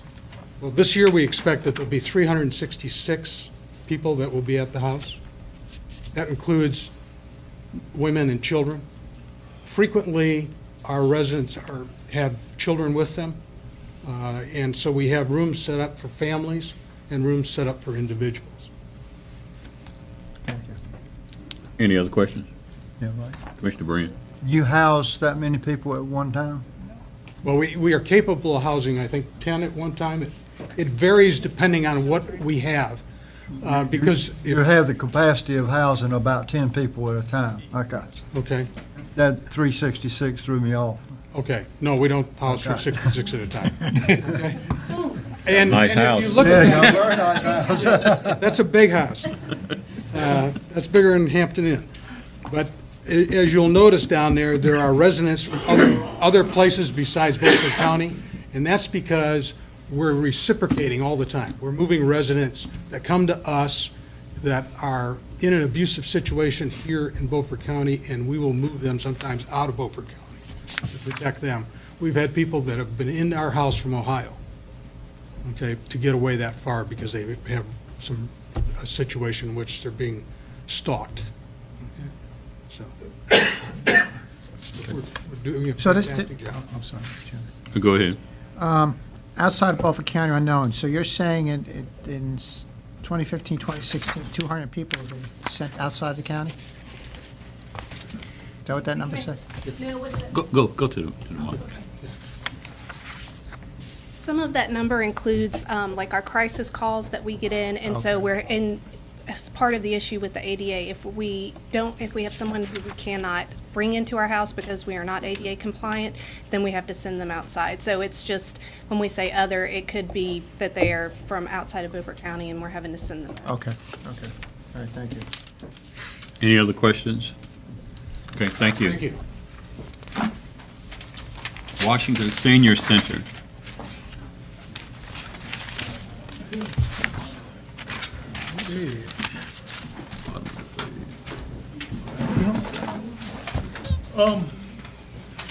While Matt's on the way with the numbers, I would like to say nearly everything in Washington, I'm most proud of our senior center. It has all kinds of activities. We've got a weight room, a small library, a pool table in a room. We have a lady there that'll help you when you turn 65 to get your drug cards and your Blue Cross supplements and, all the stuff you need to get your insurance. They do your income taxes. They have pickleball. They have balance classes, yoga, bingo, trips, walking. They just have 4, 5, 6 different things to do every day, and it stays full of people. And the plea I'm making to you now, we're going to be the only senior center in the county. Bellhaven, I saw in the papers closing theirs, and so we'll be the only one in the county, and it's well attended. I don't know how many, I can't give you the numbers of how many people go in there, but every time I go in there, it's full of people, and it's just one of the great things in the city. You want to get the numbers back? Quickly recap on the numbers that were in our package we submitted. Annual budget for the senior center is right at $275,000 a year. There are roughly 2,200 participants that utilize the facility throughout the year. As far as funding, about 12% of the funding comes from some grants primarily that are handled through the Mideast Commission that help offset some of our expenditures. And then historically in the past, the city has funded the balance. And what the city's requesting is, again, based on utilization of the facility. 55% of the 2,200 participants are non-city residents, so that's the basis for the request of the allocation of $132,917 for the support of the senior center in Washington. Questions from commissioners? Okay, thank you. Washington Harbor District. Thank you, and especially let me thank you for your patience. And it's been a long time, but let me piggyback on what Max said. My office is in the senior center. We have one real good thing going, guys, and I'm telling you that, and that's the senior center. Max is exactly right. I had no idea, and I'll speak bluntly about it, that Washington had something to do with the senior center. And we all are looking at you guys, and myself including, we can be senior centers. We're senior members of the community. These guys play pool. They've got computer systems in there. There are quilters that go in there on a weekly basis. There are people that play bridge.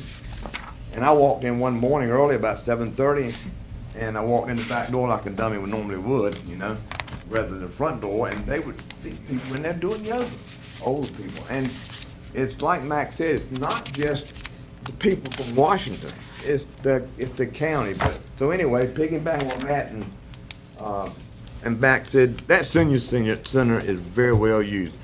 Representing the Washington Harbor District Alliance, you have our figures and all in front of you. You should have them. We gave them to Brian earlier, so we'd be on watched enough of these meetings that know that make sure you get your paperwork in, Mr. Booth, and I made sure we did that. So anyway, the Washington Harbor District, first of all, we're not responsible for boats. We're not responsible for sinking sailboats.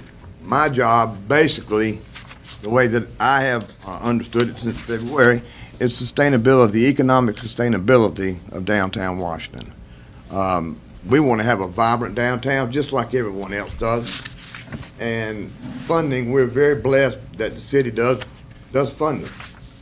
And like any other organization, basically each year that funding gets decreased. That's why I'm here asking you for the funding that we're asking for. We do raise predominantly, the majority of our money is raised. We are a nonprofit 501c3, in that we do raise our own monies.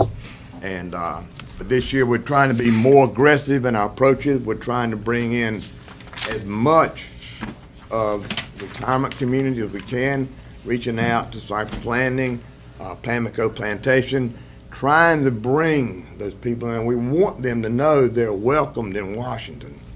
And if it helps our merchants or our business district, then all the better. We have 38 businesses in the business district. That goes from, you may ask me, where does the Washington Harbor District go? Well, about 100 yards on the other side of Highway 17, all the way up to 5th Street, and then it kind of runs diagonally or catty corner up until you get to the fire station and then back down. So it encompasses a big area, but mostly 3rd back to Water Street. That's the area we try to work with. But it is, and I think those of you that know me, that we're going to be aggressive and we're going to be enthusiastic about our approach to doing this. That's why I'm here with you tonight asking you.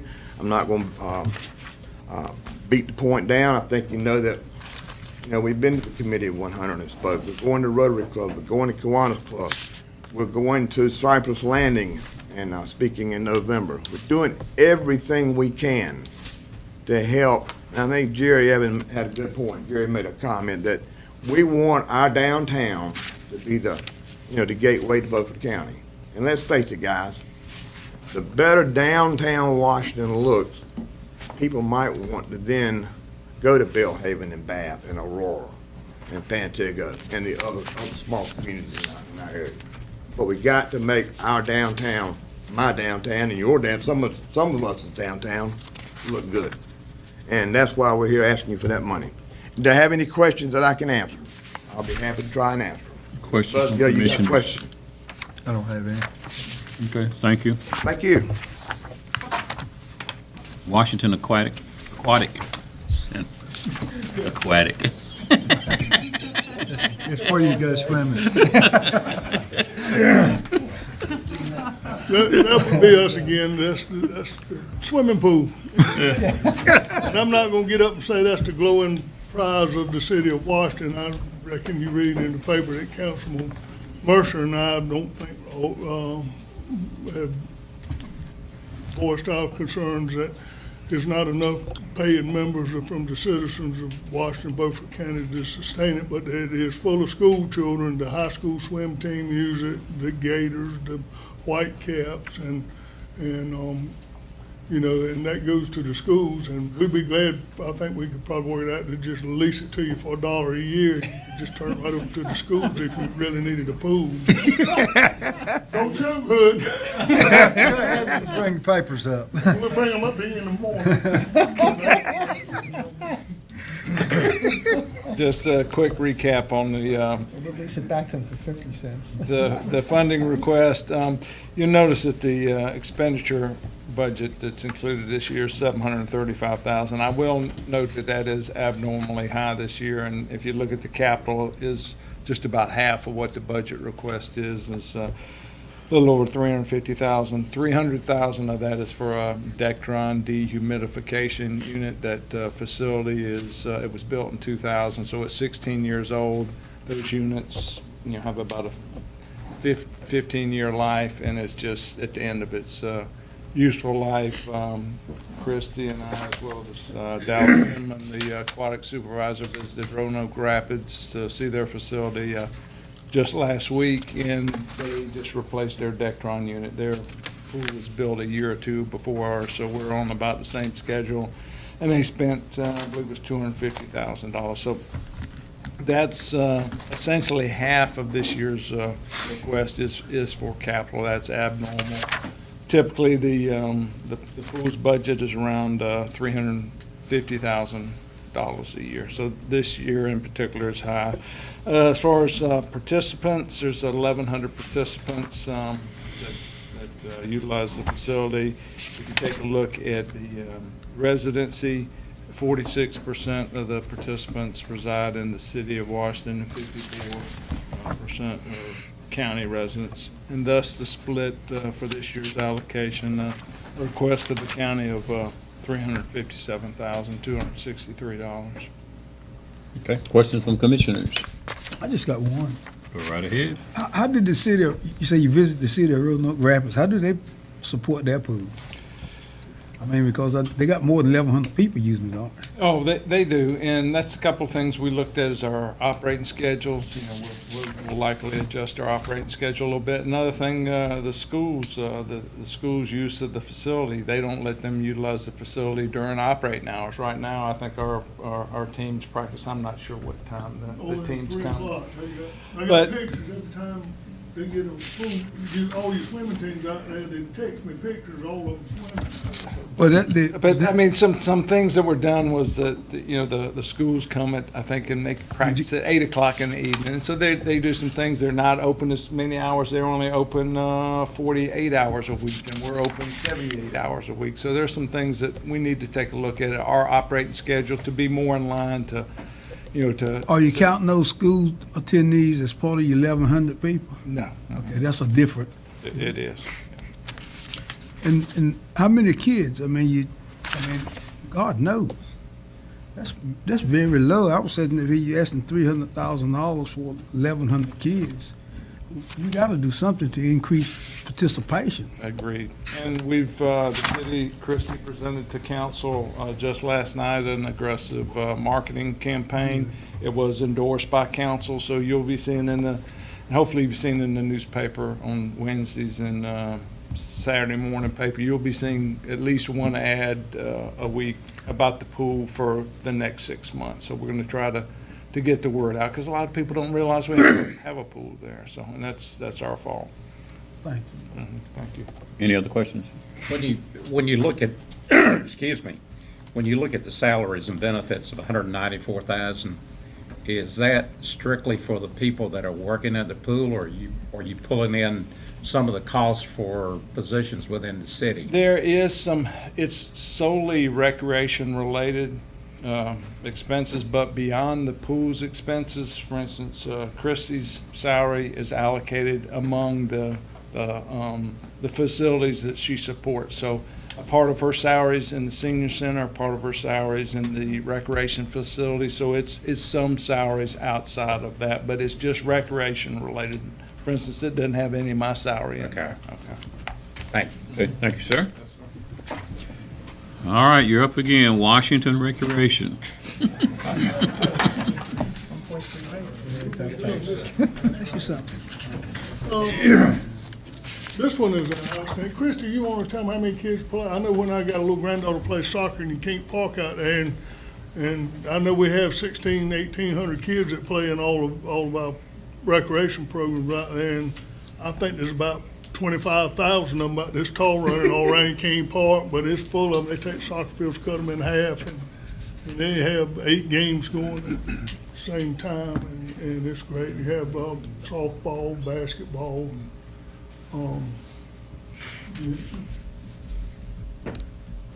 baseball, basketball, and soccer.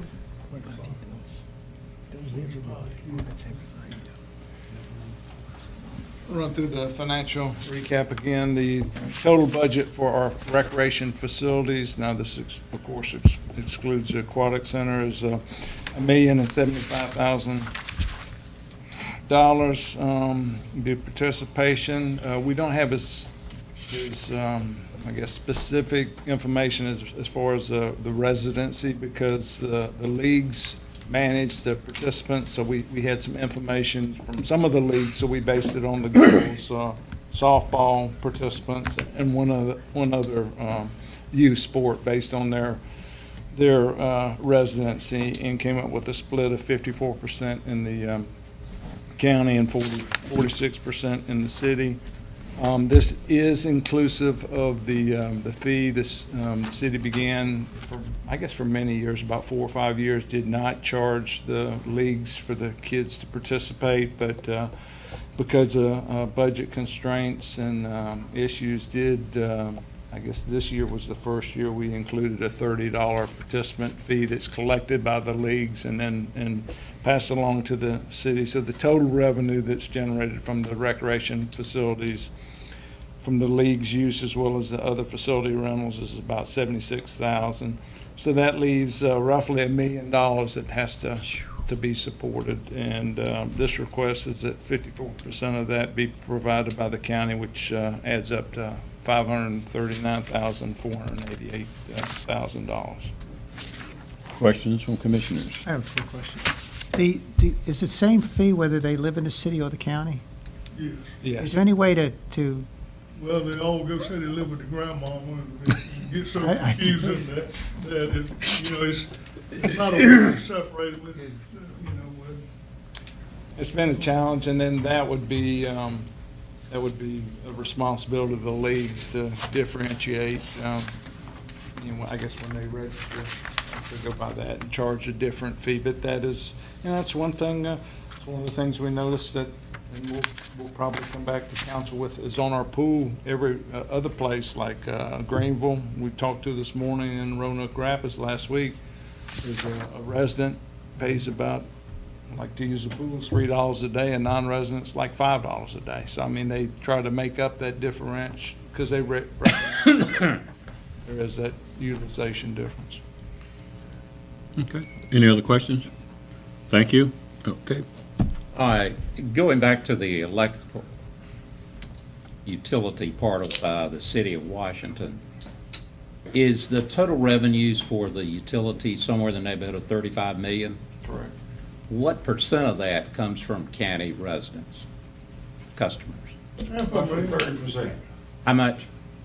the non-residential customers are roughly $11 million out of the 35. Okay. So it's third. roughly 30%, Mr. Waters. So that's sales, okay, and then it's not net revenue. Net revenue is probably, what, 20%, 25%? So net revenue is probably 20 or 25% of that 11 million, so that would be $3 million. And then that $3 million, we have to pay our distribution costs, which is the meter readers, the utility billing, the people that keep our lights on when there's a storm and provide new That construction. O&M ran $7.9 million last year. Administrative was right at $2 million for your $10 million one for your O&M and administration. Out of your 10 million margin. So did you make money off of the non-residents? In total, the enterprise funds, the way we set them up, similar to how the county sets theirs up, we break even, okay? If there's any excess revenue generated, then that would typically go into a capital reserve fund or a rate stabilization fund. But if you look historically, for the last 5 years, the electric funds fund balance has hovered around $3.5 million, which sounds like a lot of money, but for a $35 million a year budget, it's not very much fund balance at all. So electric funds essentially operate at break even with the current rate structure, which has been council's direction. Wait, how much are you transferring in your budget coming up this year? The current year's budget would transfer $608,000. $653,000, next year $908,000. Yep, so it's going up to $900,000 next year. Thank you. Commissioner Buzzy. I have one quick question. Did you say between the pool and the recreation, it's costing you about $1 million? Did I hear that right? I think everything we came up here with is about 1.7 million. As far as the request? No, forget the request. I'm just saying what it's costing. What's coming income vis-a-vis outgoing? It's on all of those, the library, senior center, aquatic center, and rec facility is a little over $2.4 million. Expenditures exceed revenue. Okay, that's the number I was looking for, okay. It's about 2.4, and if you look at it in total, where the request to the county is 1.3 million of that, which is 57% of it, and that would leave a little over $1 million for the city. And again, that is based solely on participation, with 57% participants being in the county and 43 in the city. Thank you. Commissioner Booth. I got one other question. Even you said that county kids pay a little difference.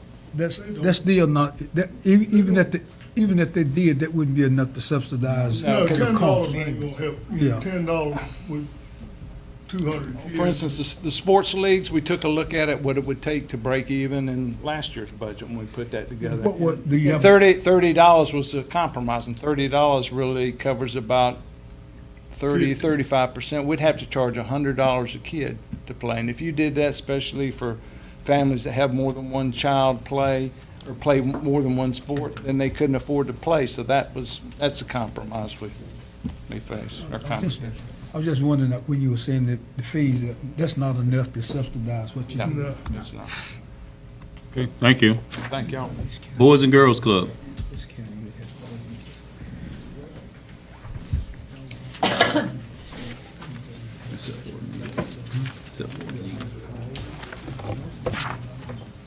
Good evening. I just want to thank you all for the opportunity. I think it's my first time coming before you, but I know you've always been a supporter of our program. Please step outside the door. I know you've definitely been a strong supporter of our program here in Beaufort County while watching the Bellhaven Club, and pretty much you set a standard for all the other counties that we have programs in. Currently, we have 10 clubs in 5 counties for the Boys and Girls of the Coastal Plain organization. Just a little history, and you probably know this better than I do, but at one time Beaufort County was its own separate organization from the Pitt County organization, and then the recession hit. There was some financial issues in Beaufort County, and Boys and Girls Club of America came to Pitt County with some seed money to ask if we could help manage the Beaufort County Club, get them back on their feet, and help them thrive. And that's what happened. Signed a management agreement with the Beaufort County organization, and at January 1st, 2015, the Beaufort County organization fully merged with Boys and Girls Club of Pitt County. We did the same type of situation with Lenore County, open up clubs in Greene County, also in Martin County, which has us consisting of 5 counties with 10 sites right now, serving about 1,200 kids a day in our 5-county reach. Here in Beaufort County, we're serving about 150 kids a day between the Washington unit and our Belhaven unit, serving a total of about 400 kids enrolled total. Looking to continue to provide strong programming in our community. Look at some stats from the North Carolina Center for After School Programs from 2015 that just ended. And out of 100 counties, it has Beaufort County ranked 53rd in child obesity, 78th in graduation rates, and 97th in juvenile delinquency. And 97 is not an A out of this report, you know. So we know there's some work to do in Beaufort County, along with other counties that we serve in eastern North Carolina. But our priority outcomes of academic success, healthy lifestyles, and good character and citizenship directly affects those stats. And we look to continue our strong programming through the efforts of all of our staff and leadership to continue to be able to serve the kids in Beaufort County, particularly Washington and in Belhaven. Going into 2016, we're in the middle of that year right now, but we've got 4 focus areas. One is program excellence, also leadership, leader professionalism, collaborative partnerships, and organizational sustainability, making sure we have a diverse revenue stream to continue to grow our programs. Back before the recession hit, most boys and girls and clubs across this country were heavily grant funded, including Pitt County and Beaufort County. And when those grant dollars dried up after the recession, a lot of organizations, they had some financial difficulties. Well, we reversed that, going from 80% grant funded to 75% individual and small business funded. So local individuals and small businesses giving back to their local clubs.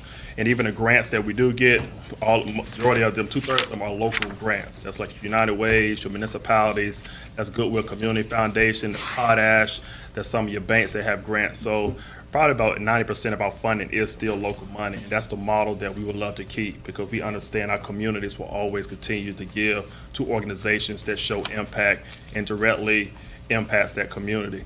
None of our funds cross county lines, so if money comes from Beaufort County for Beaufort County, it doesn't go to Pitt, but at the same time, Pitt County is not coming to rescue Beaufort County, or Lenore County is not going to Martin County. All of our counties have to stand up on their own bottoms to be able to serve the kids in their community. And we've been very proud of that model. Here in Beaufort County, along with our other counties, we do have a reserve.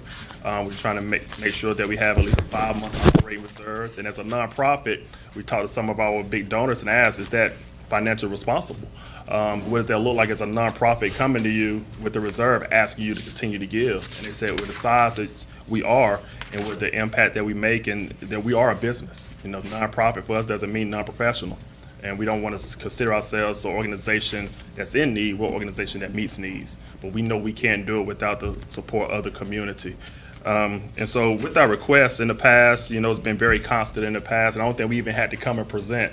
But this year, you know, we decided and looked at our goals of serving more teenagers. This year is the year of the teen for Boys and Girls of America. And we know serving high school kids and even upper middle school kids is a higher cost on that.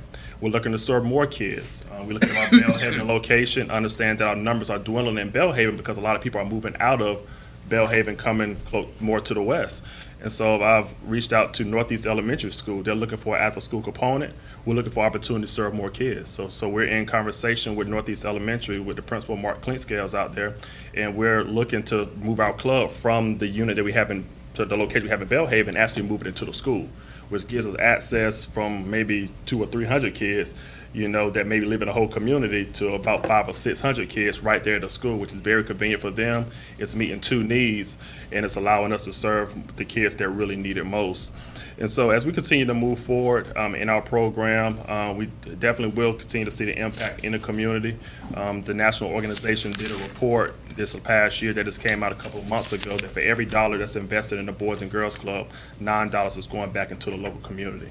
And so we're working with East Carolina University right now to do that same type of report just for the communities that we serve, to give a true indication of the impact that the clubs have, working with the kids starting at age 6 and following them all the way up to they graduate from high school, making sure that they graduate on time with a plan for the future, making sure they're living healthy lifestyles, and making sure they're people of integrity and high character. So we just thank you for all the support you've given us over the past few years. Looking forward to continue to partner with you all, and looking forward to continue to do the great work we do here in Beaufort County. Questions from commissioners? Okay, thank you, sir. Thank you so much. Miss Anita.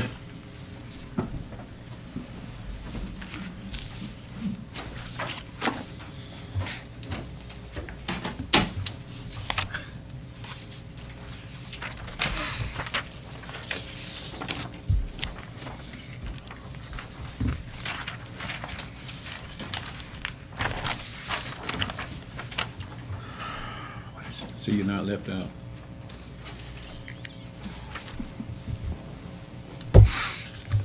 Good evening, Commissioners. I was asked to put together an analysis for the water fund to determine the effect that our increasing debt service would have on our water fund balance.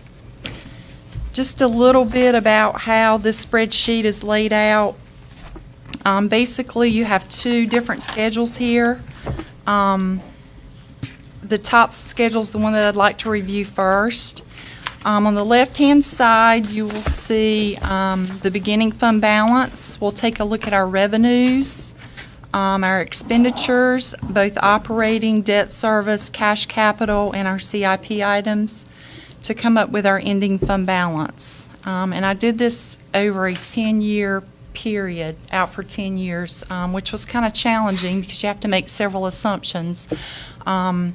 The first assumption that we made is that we went ahead and programmed in the 3% rate increases that you had agreed upon in previous years that you would do in fiscal year 16-17 and 17-18.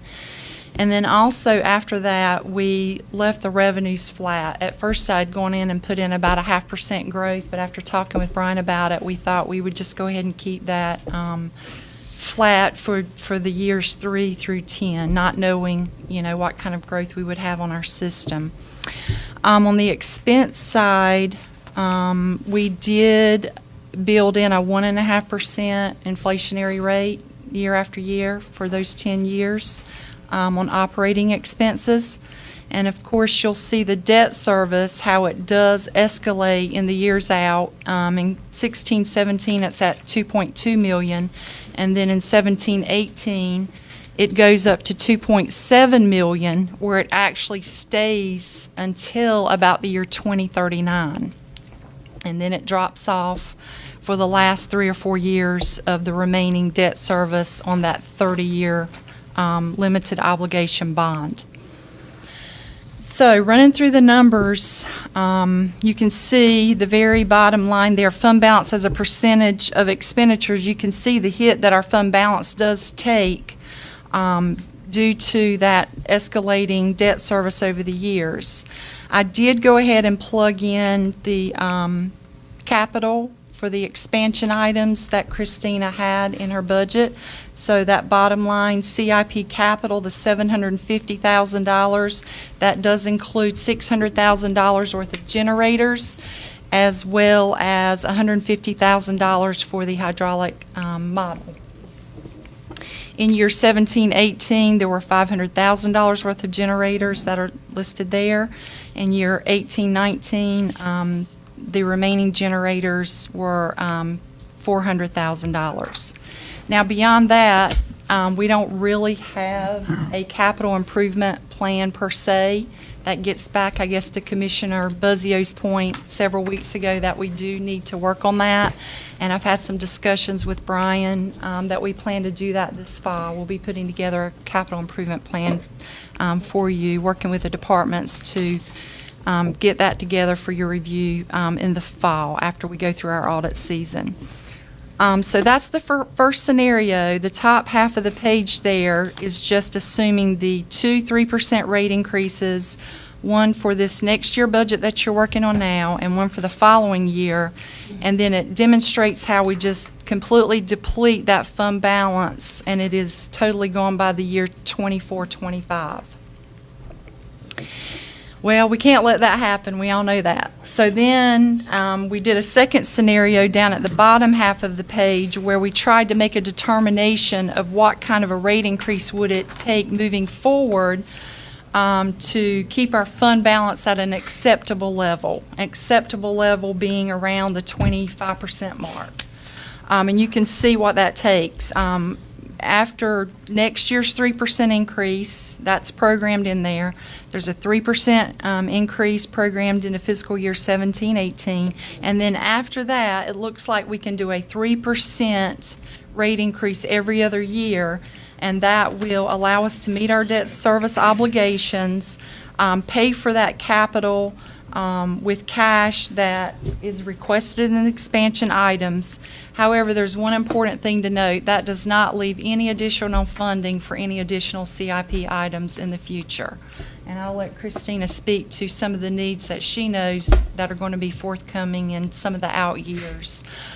So if you do consider adding other additional capital improvement items, it would require more, obviously, than the 3% rate increase every other year going out in those out years. So I'll let her speak about some of the capital improvement items that she sees coming out in the future in year 4 through 10. Commissioners, first I'd like to give Anita credit for this. She worked really hard on pulling this together. As we know, the water districts, the health of them have something that we've all been a little hesitant about, and we want to make sure that we understand better, and something that we have been looking at and have been learning with each audit that we've gotten to do that. The other thing to note is that this fund balance analysis is with all of the districts combined. So Anita and I will still continue to look at the health of each district individually, because that is what we need to do. What this analysis shows is actually what we have been speaking of for the past few years, which is that we realize that with the limited obligation bonds that we had periods of years where we did not have to make the large debt payments, and so money, the districts had been starting to save money in preparation of making these large debt payments, which, as you can see, are quite large. And so therefore, that is why the fund balance is what it's showing now, so that we can make those balances. Also, the small rate increases, although we know no one likes to hear rate increase, but everything increases. The cost of our chemicals and everything else increases. The goal is, and we've had this discussion numerous times at the retreats, the preferred way to increase rates, in my mind, is to do it small incremental rate increases. That way people can adjust to it. Currently, a 3% rate increase is less than $1 for each account holder for the first 2,000 gallons of water. So doing that, your people are able to adjust their household budget to absorb that. In years past, there has been a 16% rate increase. That's not something that people are easily able to absorb. And again, understanding the economy and that people are struggling with that. So we try to make it as easiest as we can for people to be able to do that. I never want to bring before you a budget and ask for a 16% rate increase. I would much rather come more frequently and ask for a smaller rate increase. And I just want to make one point, if I may, about that, because that's a really good point, the impact that these rate increases are going to have on our customers' bills. And Brian and I took a look at that, and even with the 3% rate increase, that we'll think we'll have to have probably 6 of those over a 12-year period. I mentioned that every other year, 3%. The impact ends up being about $5 and something a month on the average, or excuse me, on the basic water bill, on the basic charge. $5 at the end. Basically.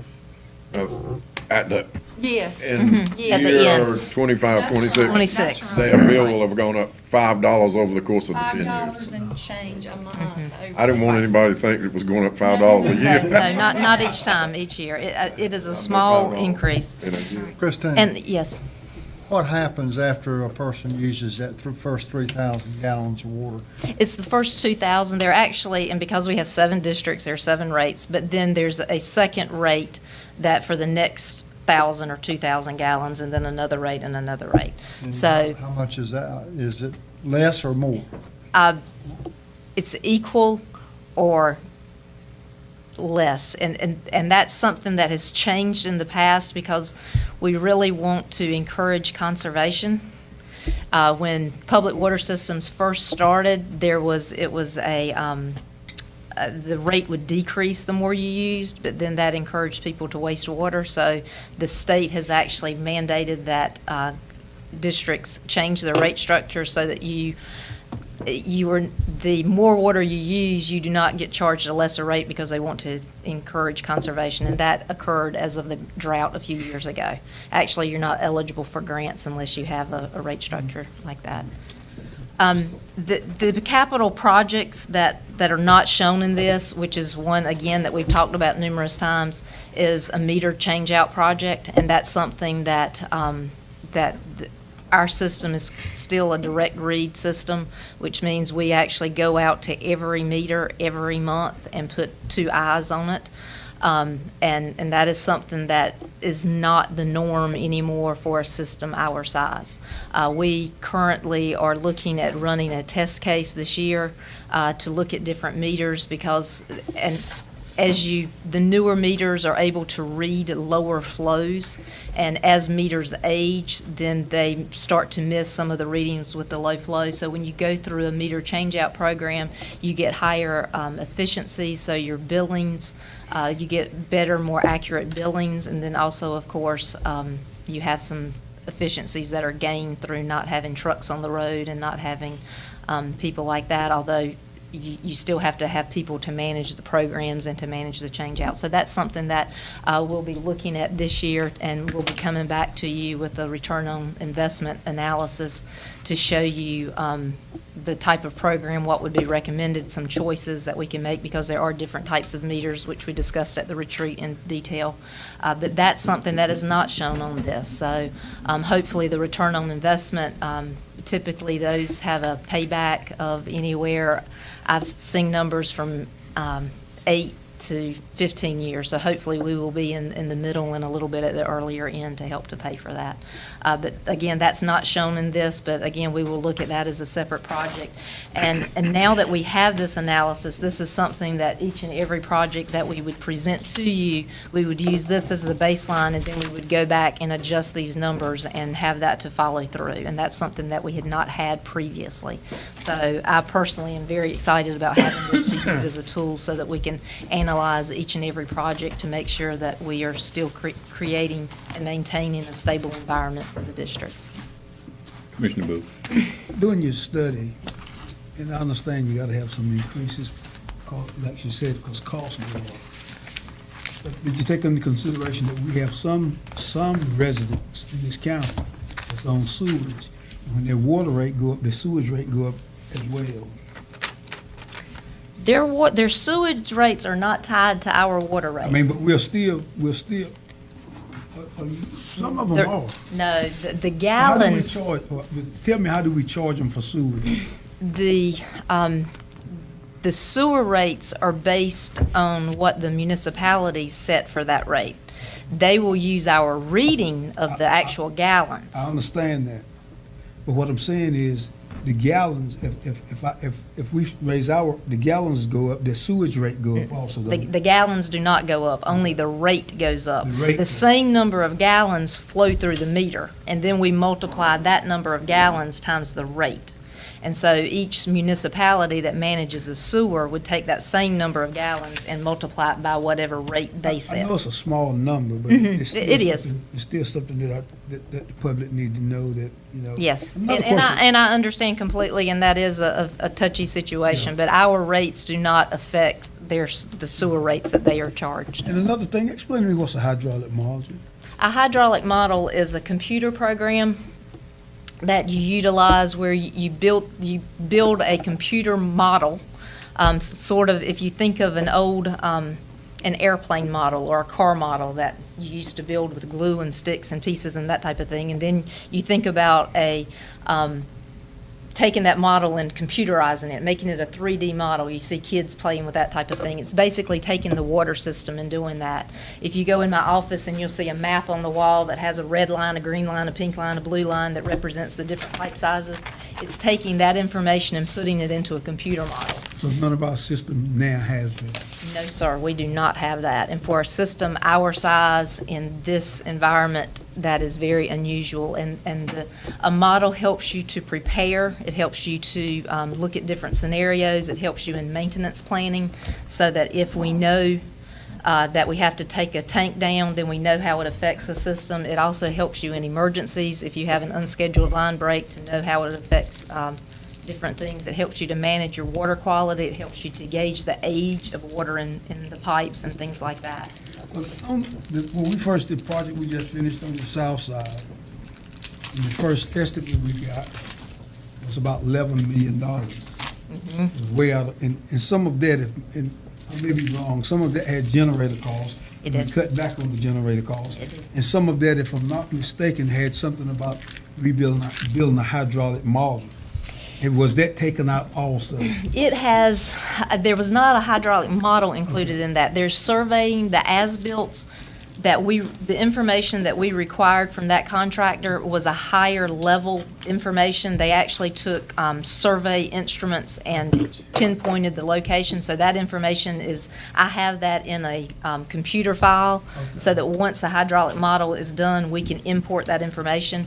The hydraulic model, the project that we've completed over the past 2 fiscal years, locating the meters, locating the hydrants, and locating the line sizes, that was the first step in building the model. So now they have the components, and now we need to give the components to an engineering company and allow them to glue it together to make the model. So that first piece, those are the 2 pieces that was taken out of that first contract to bring it in line. Yes. That was the first kind of the first phase of building the model. The first phase is to go and pick your pieces. And now that we have our pieces, we've got them in a pile. Now we need to get the glue and stick them where they need to be.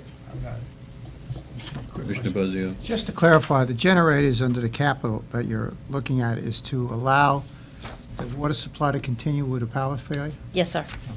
So the residents would maintain water? Yes, sir. Any other questions? When you look at the year 2018 and you look at the debt service as a percentage of the total revenues, that number is 41%. Yes, sir. That says for every dollar you're taking in, you've got to take 41 cents back in debt service. That's not a good model. That is not a good model. That's the model that was handed to Anita. But I want the commissioners to understand, it's not a good model. And when you start looking at the rate increase, if you survive, you're gonna have more than a 3% rate increase every other year. I think you're plugging in a rate increase each year. I was one of the ones that agreed with a couple of the other commissioners when we started talking about generators, that was a good capital investment. But I think our capital investment needs to be geared towards the meter part of it to make sure we're not missing anything on billing for water usage and to try to cut back on our operating expenses. And just pray we don't have a hurricane that knocks us out for 3 days. Can you do it partial, part generator, part model? Well, I think what we had to do is look at the expenses to see, what the big items are, starting with the biggest and working down and seeing what we can trim or improve on. And I think it's all related to technology and changing out some of the equipment that we have. Now, you've got people, though, I won't be the devil's advocate on this, you've got people,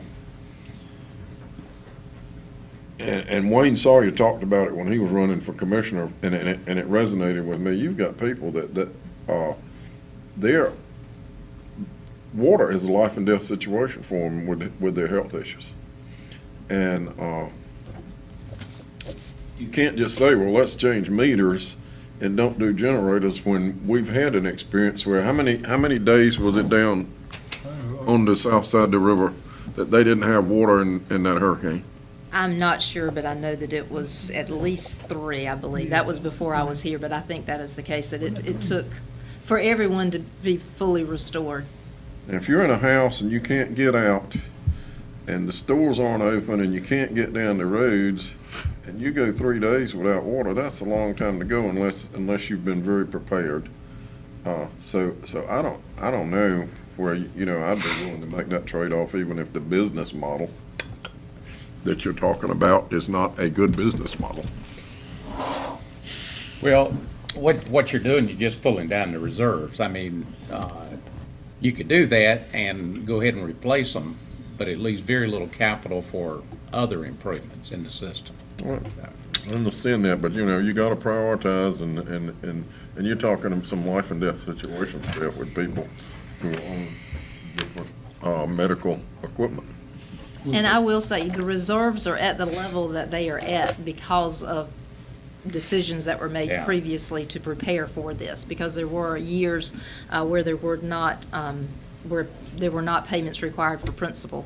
And so that's why this number is where it is, exactly for this point, to prepare in order to be able to make these debt service. When we had that water outage on the south side, the commissioners who were then sitting commissioners, we made a commitment that we would make sure that did not happen again. And I think now that we have to fulfill that commitment that we made and follow through with it.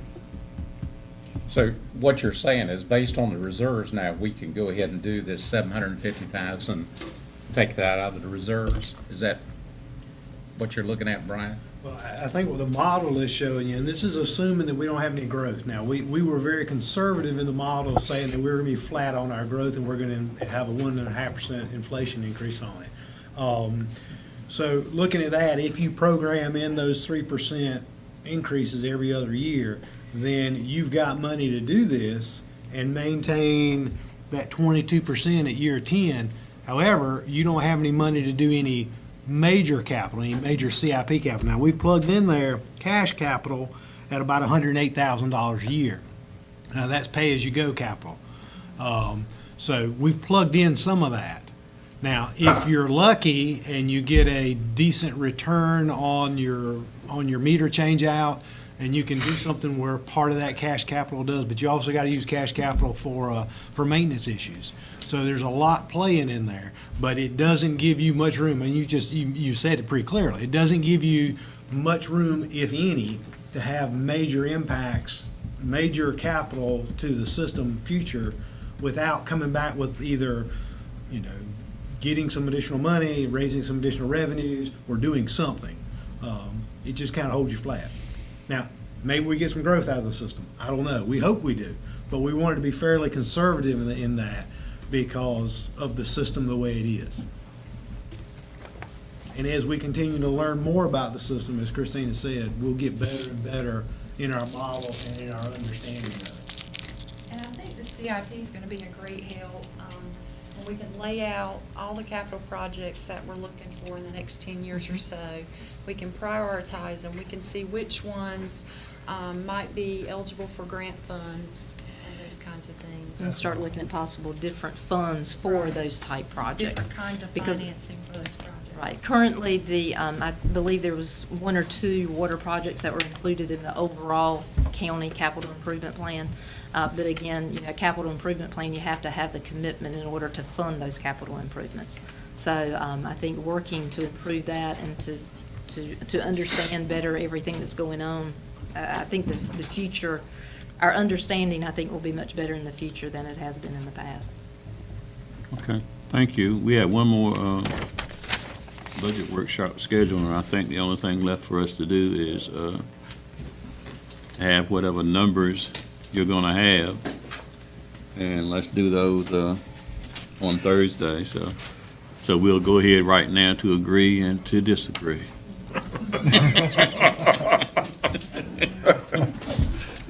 Anything further? I would ask this, Mr. Chairman, if there's anything, we've been trying to run some scenarios for different folks as they ask questions about things. If there's anything we can do between now and then, let us know so that we can put some numbers down for you if you want to see something different or any of those kind of things. Because from us, we want to be able to be responsive when you ask that question and kind of understand where you want to go. So, let us know. All right, we'll recess till Thursday at 5:30.